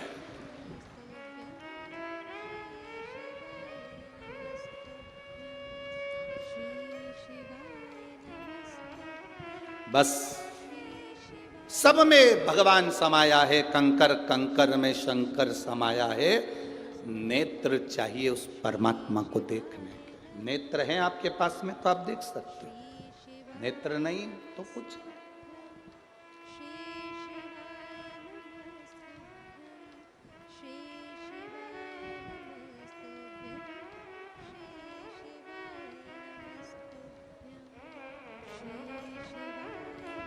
सूरदास जी जब मंदिर में दर्शन करने के लिए जाते थे तो लोग खड़े होकर हंसते थे सूरदास जी को। ओ बाबा, क्यों धक्के खाते हो, क्यों मंदिर में आते हो? आंख तो है नहीं तुम्हारी, आंख तो है नहीं, अंधे तुम तो, आंख नहीं, नेत्र नहीं, अंधे हो, सूरदास हो। बाबा ठोकर लग रही है, धक्के खा रहे हो, लोग तुमको देख रहे हैं, परेशान हो रहे हो, तुम्हारी आंखें तो है नहीं, तुम तो अंधे हो, सूरदास हो, मंदिर क्यों आते हो? जब तुम भगवान को नहीं देख पाते तो मंदिर आने से फायदा क्या है? सूरदास जी ने कहा, मेरी भले आंख नहीं हो, उसकी तो है, वो तो मुझे देख रहा है, वो तो मुझे देख रहा है। कई लोग शिव महापुराण की कथा में लोग कहते हैं बहुत भीड़ होती है, बहुत भीड़, पीछे नंबर लगेगा, पंडाल में तो जगह ही नहीं मिलेगी, बाहर बैठना पड़ेगा, धूप भी पड़ेगी, ठंडक भी लगेगी। कई लोग ऐसे होते हैं जो डराते हैं, और कई जो नज़दीक में कथा हो, 40, 50, 100, 200, 300, 400, 500 किलोमीटर के पास में कथा होती है, तो लोग बैग तैयार कर कर कर भले एक दिन के लिए जाऊंगी पर बाबा के पास जरूर जाऊंगी, वो मेरा दुख मिटाएगा, निश्चित जाऊं एक दिन के लिए, मैं कथा सुनने के लिए जाऊंगी, भले जगह मिले ना मिले, कहीं पर भी मिलेगी। तो तू तो देख नहीं पाएगी, जा नहीं पाएगी। क्या हुआ अगर मैं भोले बाबा को ना देख पाऊं तो चलेगा, पर मेरा भोले बाबा तो सब में बसा हुआ है, वो मुझे देख ही लेगा, ये निश्चित है। हम बाबा को देख पाए कि ना देख पाए, पर बाबा हमको देख ले।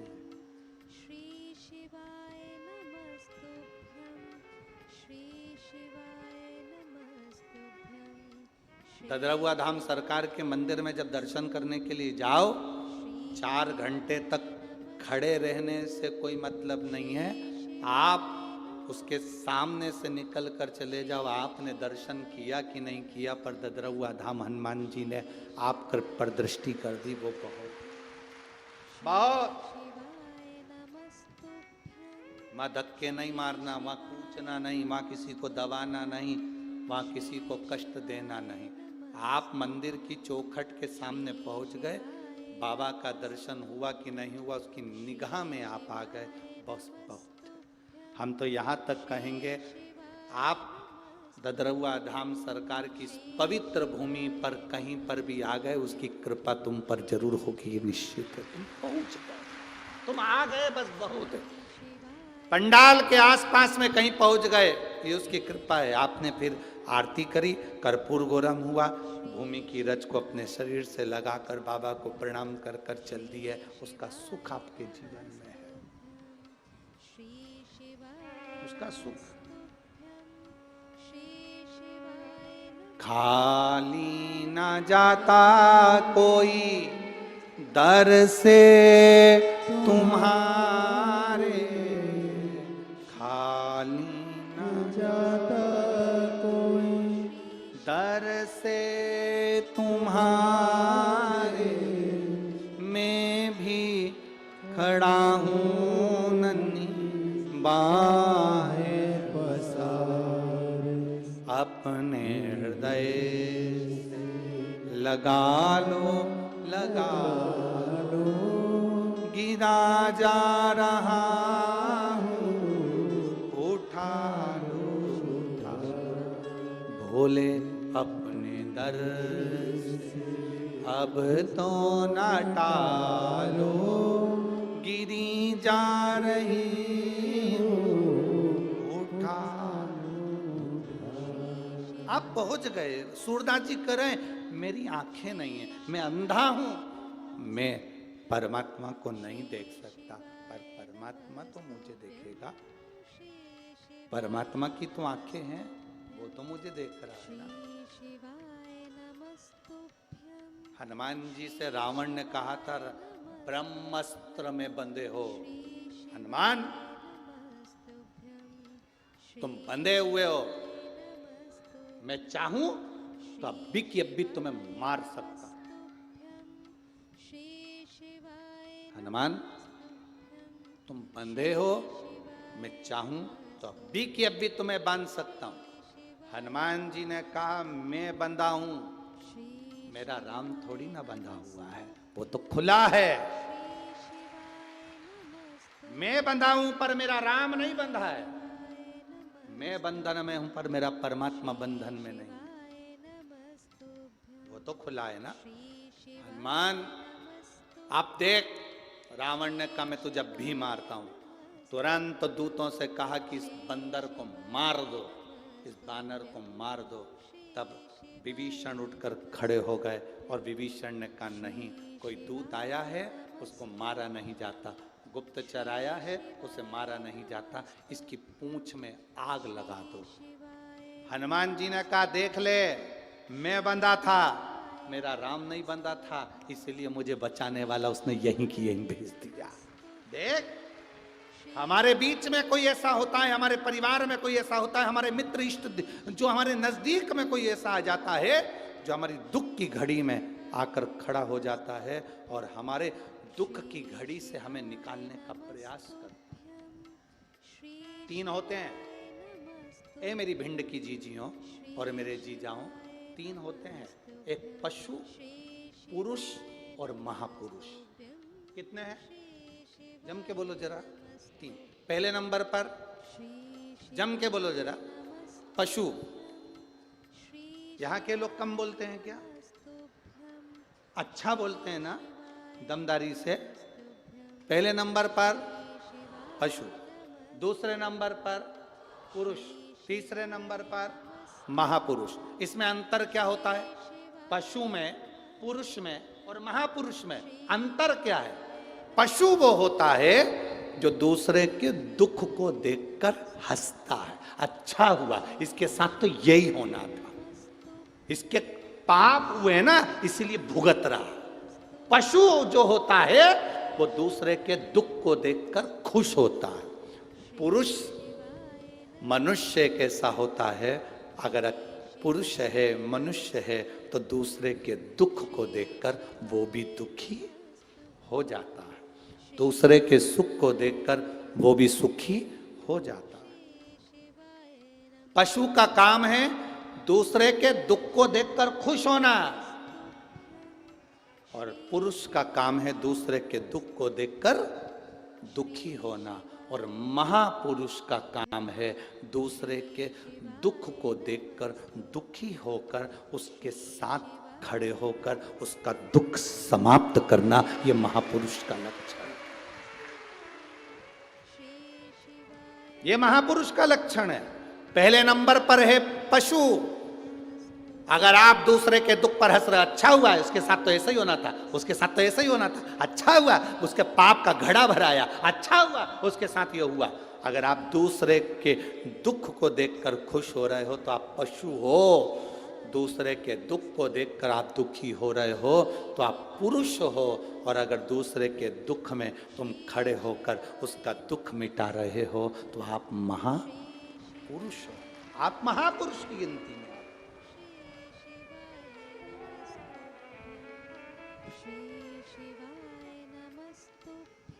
हनुमान जी महाराज जी से रावण ने कहा कि तू बंधा हुआ है। हनुमान जी कहते हैं मैं बंधा हूं पर वो नहीं बंधा।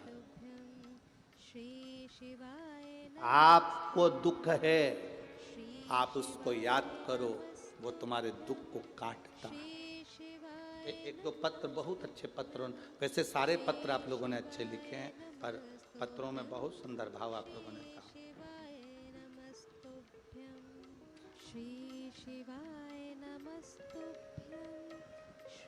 मैं कल्पना कुलश्रेष्ठ, मनोज कुमार कुलश्रेष्ठ, निवासी गणेशपुरा, जिला मुरैना, मध्य प्रदेश की हूँ।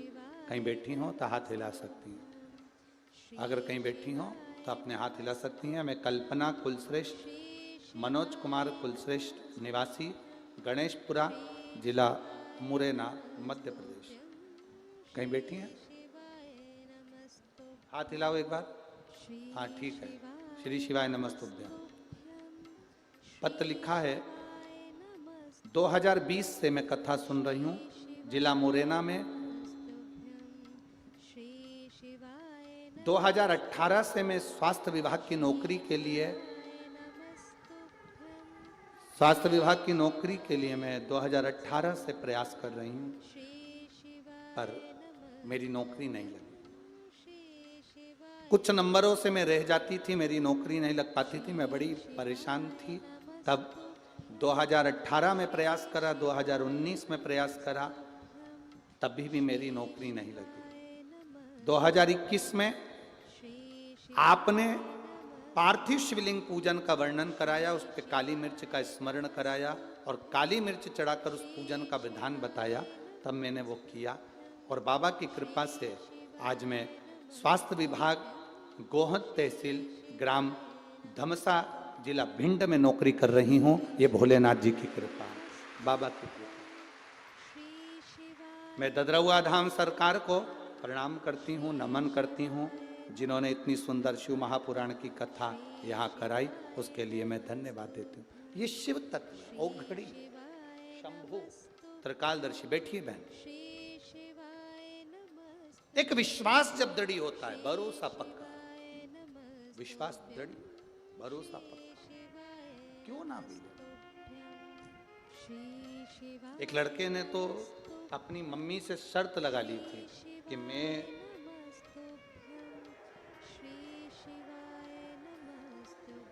शंभू। मेरा नाम शालिनी शर्मा है, मैं जिला भिंड, ग्राम पंचोखरा की रहने वाली हूँ।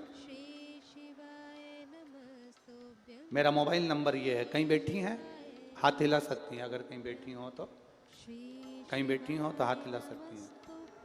मेरा नाम शालिनी शर्मा है, मैं जिला भिंड, ग्राम पंचोखरा की रहने वाली हूँ। मेरा मोबाइल नंबर ये है। कहीं बैठी हो तो हाथ हिला सकती हैं। गुरुजी, मैं भोले बाबा का क्या वर्णन करूं? एक लोटा जल वास्तव में सारी समस्या का हल है। मेरे भाई की जॉब नहीं लग रही थी, वो भगवान पर भरोसा कम करता, वो कभी मानता नहीं, उसकी जॉब नहीं लग रही थी, कभी 1 नंबर से, कभी 2 नंबर से, कभी 3 नंबर से रह जाता था। हमने उससे कहा कि तू शिवजी के मंदिर जाया कर, 1 लोटा जल चढ़ाया कर, एक बार तू जिंदगी में पशुपतिनाथ का व्रत कर, शंकर के ऊपर जल चढ़ा, पशुपति व्रत कर, भगवान शंकर के मंदिर जाया कर। उसने कहा मंदिर जाने से कोई सफलता मिलती है क्या? तब हमने हमारे भाई से कहा कि मेहनत कर, कर्म कर, पूरी मेहनत कर, और मेहनत के साथ में शंकर भगवान का भजन कर, उसका फल जरूर मिलेगा। और मैं यहाँ पर प्रणाम करने आई हूँ गुरुदेव।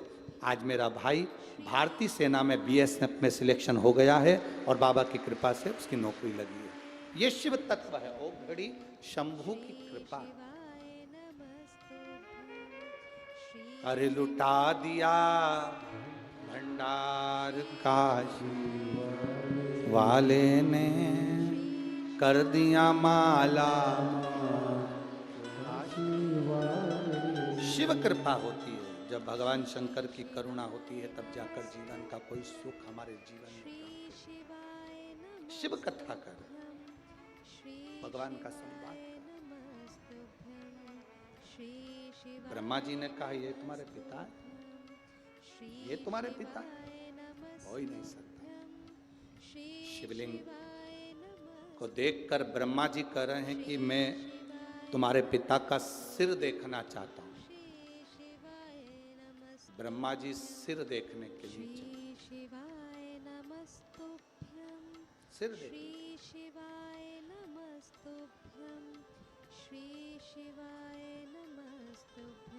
भगवान नारायण से ब्रह्मा जी ने कहा कि आप भगवान शंकर का सिर नहीं देखना चाहेंगे? भगवान नारायण कहते हैं शंकर मेरे पिता हैं, देवादिदेव महादेव मेरे पिता हैं, मैं उनके चरण देखना चाहूंगा, मैं उनके चरण देखना चाहूंगा।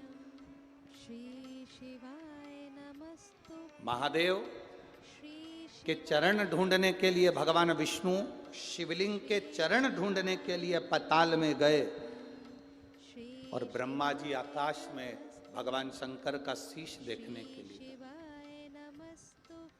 शीश ढूंढने। भगवान नारायण को तो लगा कि भगवान शंकर के चरण तो मिल नहीं सकते, भगवान शंकर के चरण तो प्राप्त होंगे नहीं। भगवान नारायण वापिस आ गए। ब्रह्मा जी जाते गए, जाते जाते उन्होंने केतकी का पुष्प तोड़ लिया। एक केतकी, नीचे चल, और चलकर भगवान विष्णु के सामने कह देना कि ब्रह्मा जी को शीश मिल गया। केतकी ने कहा मैं क्यों झूठ बोलूं?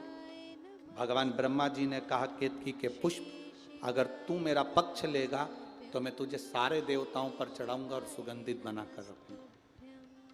बस झूठ बोलना है तुझको, चल करे एक झूठ तू बोल दे। केतकी ने कहा मान लो अगर मेरी बात किसी ने नहीं मानी तो ब्रह्मा जी गौ माता को साथ में लेकर आ गए। गाय से कहा कि तू चलकर एक बार नीचे झूठ बोल दे कि ब्रह्मा जी को सिर मिल गया। गाय कहती है अगर मेरी बात किसी ने नहीं मानी तू चल, तो इसमें मेरा लाभ क्या होगा? घर में जो पहली रोटी बनेगी वो तुझे मिलेगी। गौ माता से कह। केतकी और गाय को लेकर आए। भगवान नारायण ने पूछा ब्रह्मा जी तुम्हें भगवान शंकर का शीश मिल गया? ब्रह्मा जी बोले मैं बताऊंगा शीश मिला कि नहीं मिला, पहले आप बताओ आपको चरण मिला? भगवान नारायण ने एक बार सत्य कह दिया कि मुझे भगवान शंकर का चरण नहीं मिला, भगवान का चरण नहीं मिला। तो शंकर भगवान ने कह दिया नारायण तुमने सत्य बोला है, इसलिए पृथ्वी पर आज से तुम पूजाओगे।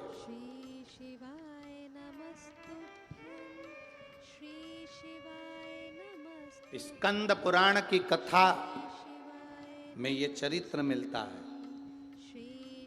नारायण तुमने सत्य बोला है, इसलिए पृथ्वी पर आज से तुम्हारी पूजन होगी और दुनिया के लोग तुम्हें सत्य नारायण भगवान कहकर पुकारेंगे और तुम्हारी पूजन करेंगे, क्योंकि तुम सत्य बोले हो। तुमने सत्य अपने साथ में रखा, इसलिए तुम पूजाओ। आप लोगों में से कितने लोग हैं जिनके यहाँ सत्यनारायण जी की कभी कथा हुई? सभी क्या हुई है? रख लो रख लो। कथा में कितने अध्याय होते हैं? जम के तो बोलो जरा। 5।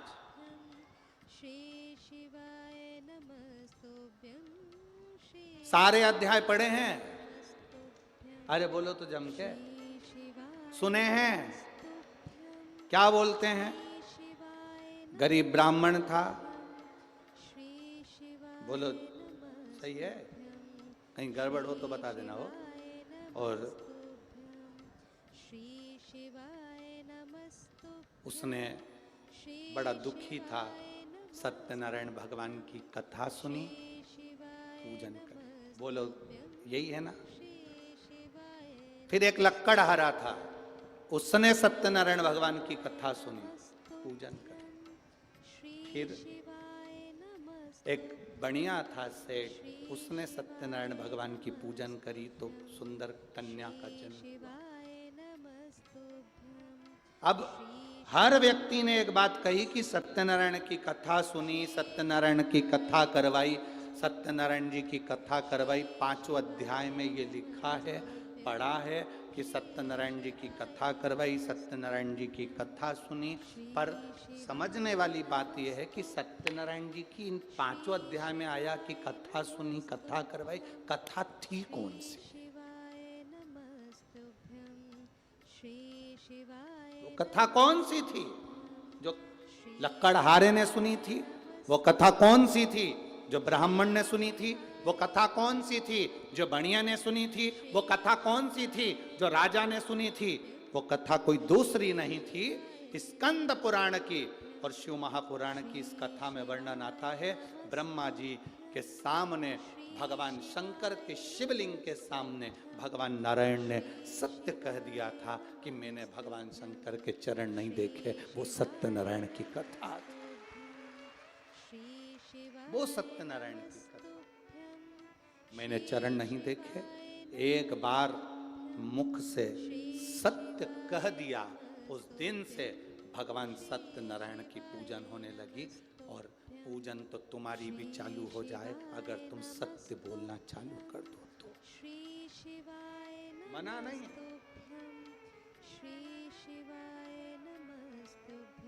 आज के जमाने में व्यक्ति सत्य बोलता कहाँ? सत्य पूजन तुम्हारी भी चालू हो जाए अगर तुम एक बार सत्य कह दो तो पूजन होने में क्या? तब आया समय, ब्रह्मा जी से भगवान नारायण ने पूछा क्या तुम्हें भगवान शंकर का सिर मिल गया? क्या तुम्हें भगवान शंकर का सिर मिला? ब्रह्मा जी ने उसी समय पर झूठ कह दिया, हाँ मुझे भगवान शंकर का सिर मिल गया। शिवलिंग में से आकाशवाणी हुई, ब्रह्मा तुम झूठ बोल।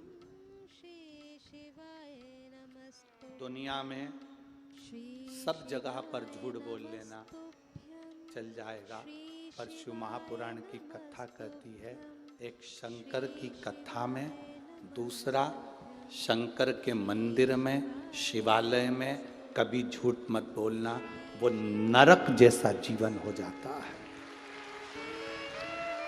सब जगह झूठ बोलो चलेगा।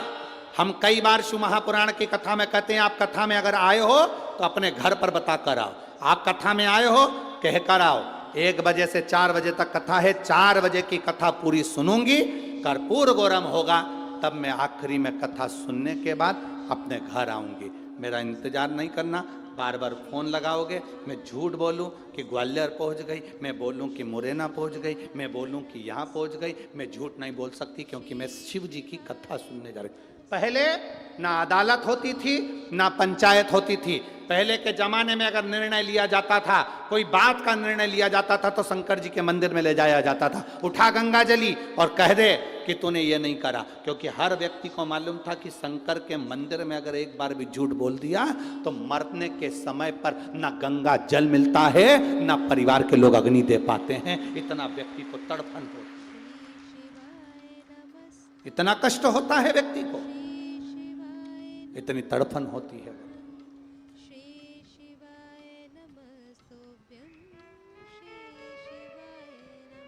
सब जगह पर झूठ बोलो, शिव महापुराण को छोड़ दो, शंकर के दरवाजे पर झूठ नहीं बोलो। जो बोलना है सत्य बोलो, विद प्रूफ बोलो कि हाँ हमने ये चीज बोली।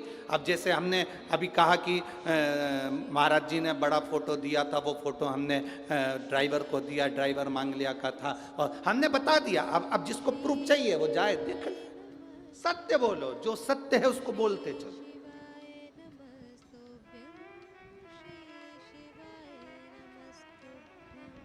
दो जगह पर झूठ नहीं बोलना। एक, भगवान शंकर की कथा में जब तक बैठो 3 घंटा, 2.5 घंटा, 2 घंटा, किसी का फोन भी आ जाए, कोई तुमसे पूछे कहाँ बैठी हो, कभी मत कहना कि मैं वहां बैठू कि वहां बैठ। सत्य कहो, शंकर की कथा में बैठी, शिव महापुराण की कथा सुन रही। कहाँ गई हो? ददरउआ धाम गई हूँ, कथा सुन रही हूँ, वहां बैठकर कथा का लाभ ले रही। झूठ नहीं है। दूसरा, शंकर के दरवाजे पर कभी झूठ मत बोलो। शिव की चौखट पर, शंकर के मंदिर। ए मेरी जीजियों और मेरे जीजाओं, मेरी बेटियों, मेरे बेटाओं, मेरे भाई, मेरी बहनों, आप जितनी देर शंकर के मंदिर में 1 लोटा जल चढ़ाने के लिए जाओ, उतनी देर ये सोच कर जाना कि मेरे मुंह से सत्य ना निकले, मेरे मुंह से झूठ ना निकले। जो निकले सत्य निकले। एक रात्रि का समय था, 12-1 बजे एक व्यक्ति को पकड़ लिया पुलिस वालों ने। अब पुलिस वालों ने पकड़ा, बेचारा वो शंकर जी का भगत था, कभी झूठ बोलता नहीं, कभी नहीं झूठ बोलता। रात का समय था, उसको पकड़ लिया। पुलिस वालों ने कहा, क्या है तेरे बैग में? बैग खोल। क्या है तेरे बैग में? उसने कहा, बताते हैं बताते हैं। अरे बैग खोलना। बताते हैं बताते हैं बताते। बैग खोल, बताते हैं। पुलिस वाले को गुस्सा आया, वो उसको उठा के थाने ले गया। थाने में टीआई साहब से कहा, सर इसके बैग में जरूर कुछ है, 2 घंटे से कह रहा है बताते हैं बताते हैं बताते, पर बैग नहीं खोल रहा। टीआई ने पूछा, क्या है तेरे बैग में? बताते हैं। अरे बैग खोल के बताना। बताते हैं। टीआई को गुस्सा आ गया, उसने कहा, बताओ कितना झूठ बोल रहा है, बैग खोलो इसका। जो बैग खोला उसमें से बतासे निकले।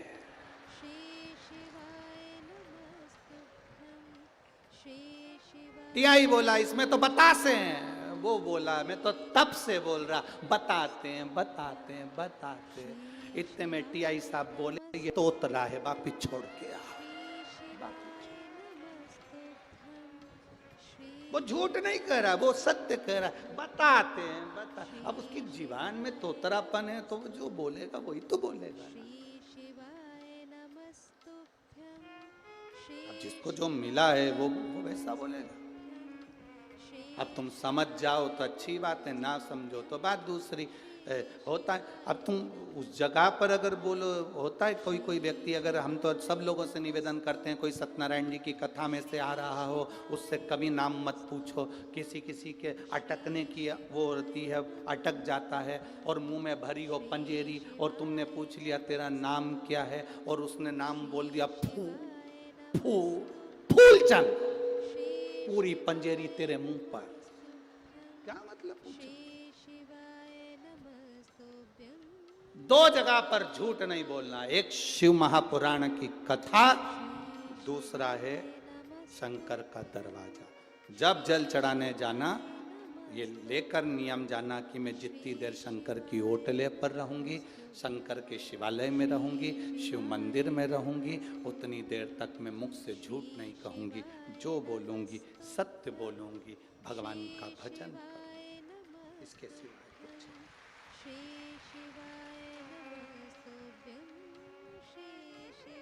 क्यों कहते हैं अपने बच्चों को गीता पढ़ाओ? क्यों कहते हैं अपने बच्चों को रामायण पढ़ाओ? क्यों कहते हैं अपने बच्चों को भागवत पढ़ाओ, शिव पुराण पढ़ाओ? क्यों कहते हैं? शिव महापुराण की कथा कहती है, जिनके बच्चे बचपन में गीता को पढ़ लेते हैं, जिनके बच्चे बचपन में गीता को उठा लेते हैं, जिनके बच्चे बचपन में गीता का पाठ कर लेते हैं, उनको अदालत में खड़े होकर गीता पर हाथ रखकर कसम नहीं खाना पड़ती है। जिसने गीता को पढ़ा ही नहीं, वो अदालत में खड़ा होकर गीता पर कसम खाता है। जिसके घर के संस्कार बड़े प्रबल होते हैं और जिसने गीता पढ़ी होती है, उसको खड़े होकर गीता पर हाथ रखकर कसम नहीं खाना होता। वो नहीं कसम खाता, वो भगवान का भजन, उसको मालूम है मैंने सत्य का जीवन जिया। शिव जी को सबसे ज्यादा प्रिय है सत्यम शिवम सुंदर। शंकर की प्रियता सत्य में है, सत्य में प्रिय।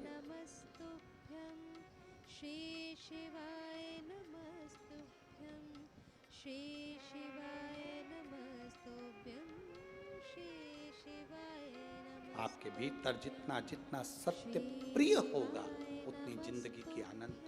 ब्रह्मा जी के सामने, ब्रह्मा जी ने शिव जी के सामने झूठ कह दिया। अब झूठ बोलने का फल क्या है? ब्रह्मा जी ने झूठ बोला, कहा मेरी बात ना मानो तो केतकी के फूल से पूछो। झूठ को प्रूफ चाहिए, सत्य को प्रूफ नहीं चाहिए। असत्य को प्रूफ की जरूरत पड़ती है। आप ना मानो तो पूछो। केतकी के फूल से शंकर भगवान के सामने भगवान विष्णु ने पूछा, केतकी के पुष्प, क्या ब्रह्मा जी को सिर का दर्शन हुआ है? शंकर जी के, महादेव के सिर का दर्शन?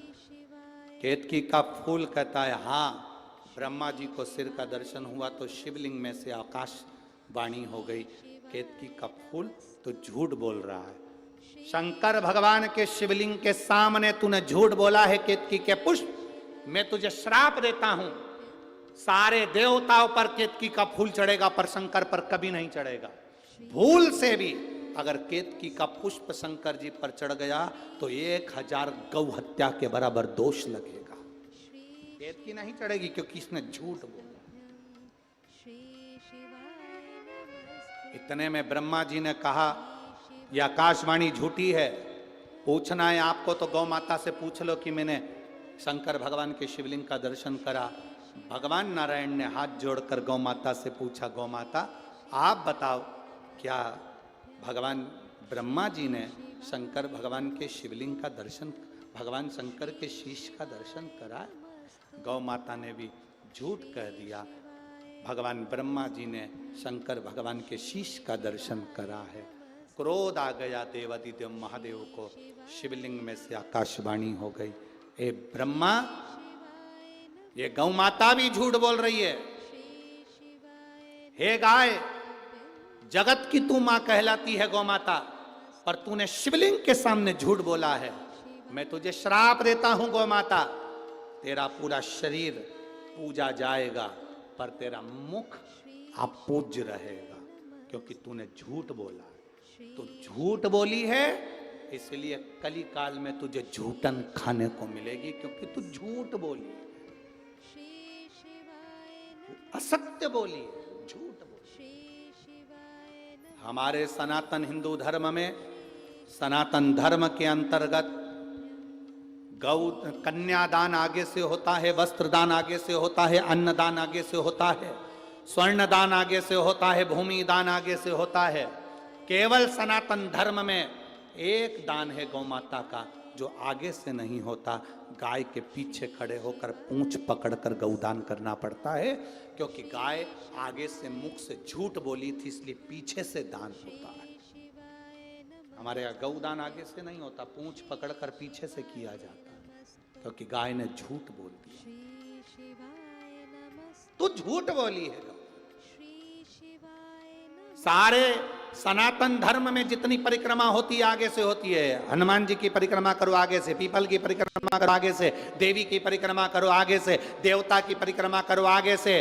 केवल गौ माता की एक परिक्रमा ऐसी होती है जो गाय की पूंछ से चालू होती है और पूंछ पर विराम होती है, पीछे से चालू होकर पीछे विराम होती है, आगे विराम ही नहीं होती, क्योंकि इसने शिव जी के सामने झूठ कह दिया।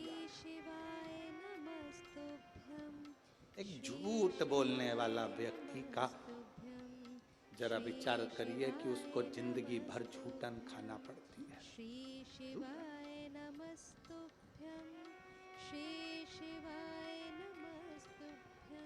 विचार करिएगा अपने जीवन में, एक असत्य, एक झूठ हमारी जिंदगी को नष्ट कर दे।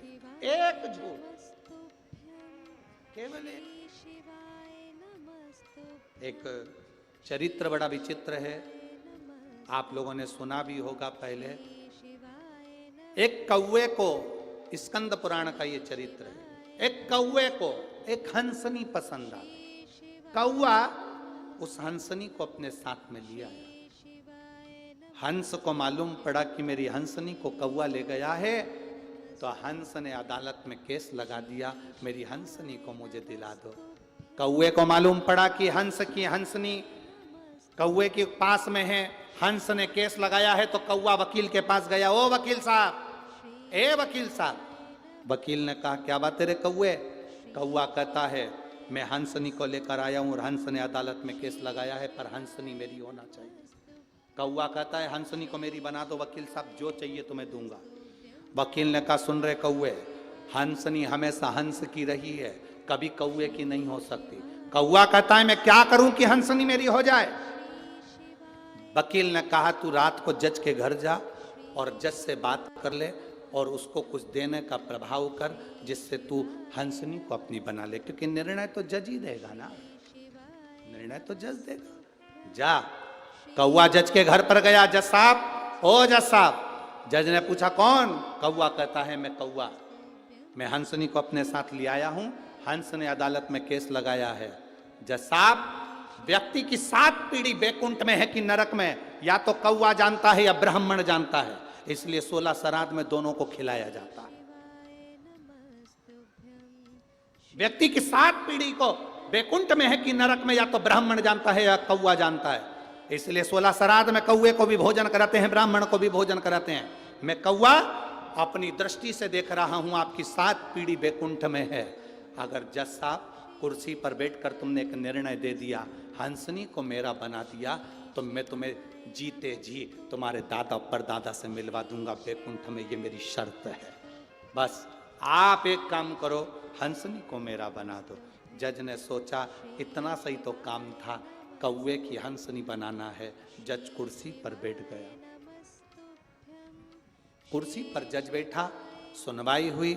जज ने निर्णय दिया, हंसनी हंस की नहीं है, हंसनी कौवे की है। पूरा अदालत हाहाकार करने लगी है, कहां का निर्णय, हंसनी कौवे की? पर जज ने निर्णय दिया, लोगों को स्वीकारना पड़ेगा।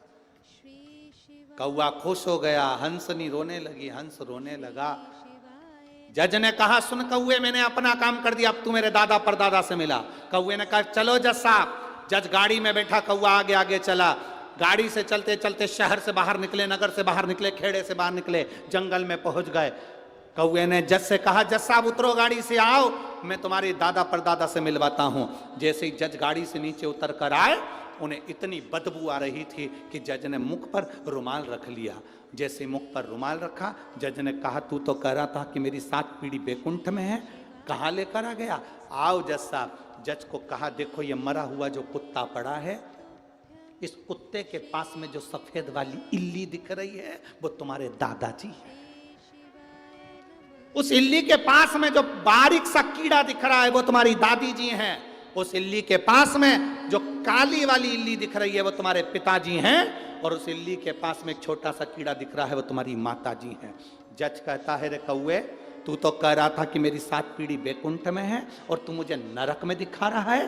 कौवा कहता है जज साहब, जब मैंने कहा था तब तुम्हारी 7 पीढ़ी बैकुंठ में थी, तुमने अपनी कुर्सी पर बैठकर एक निर्णय गलत कर दिया, झूठ बोल दिया, इसलिए तुम्हारी 7 पीढ़ी नरक में गिर गई।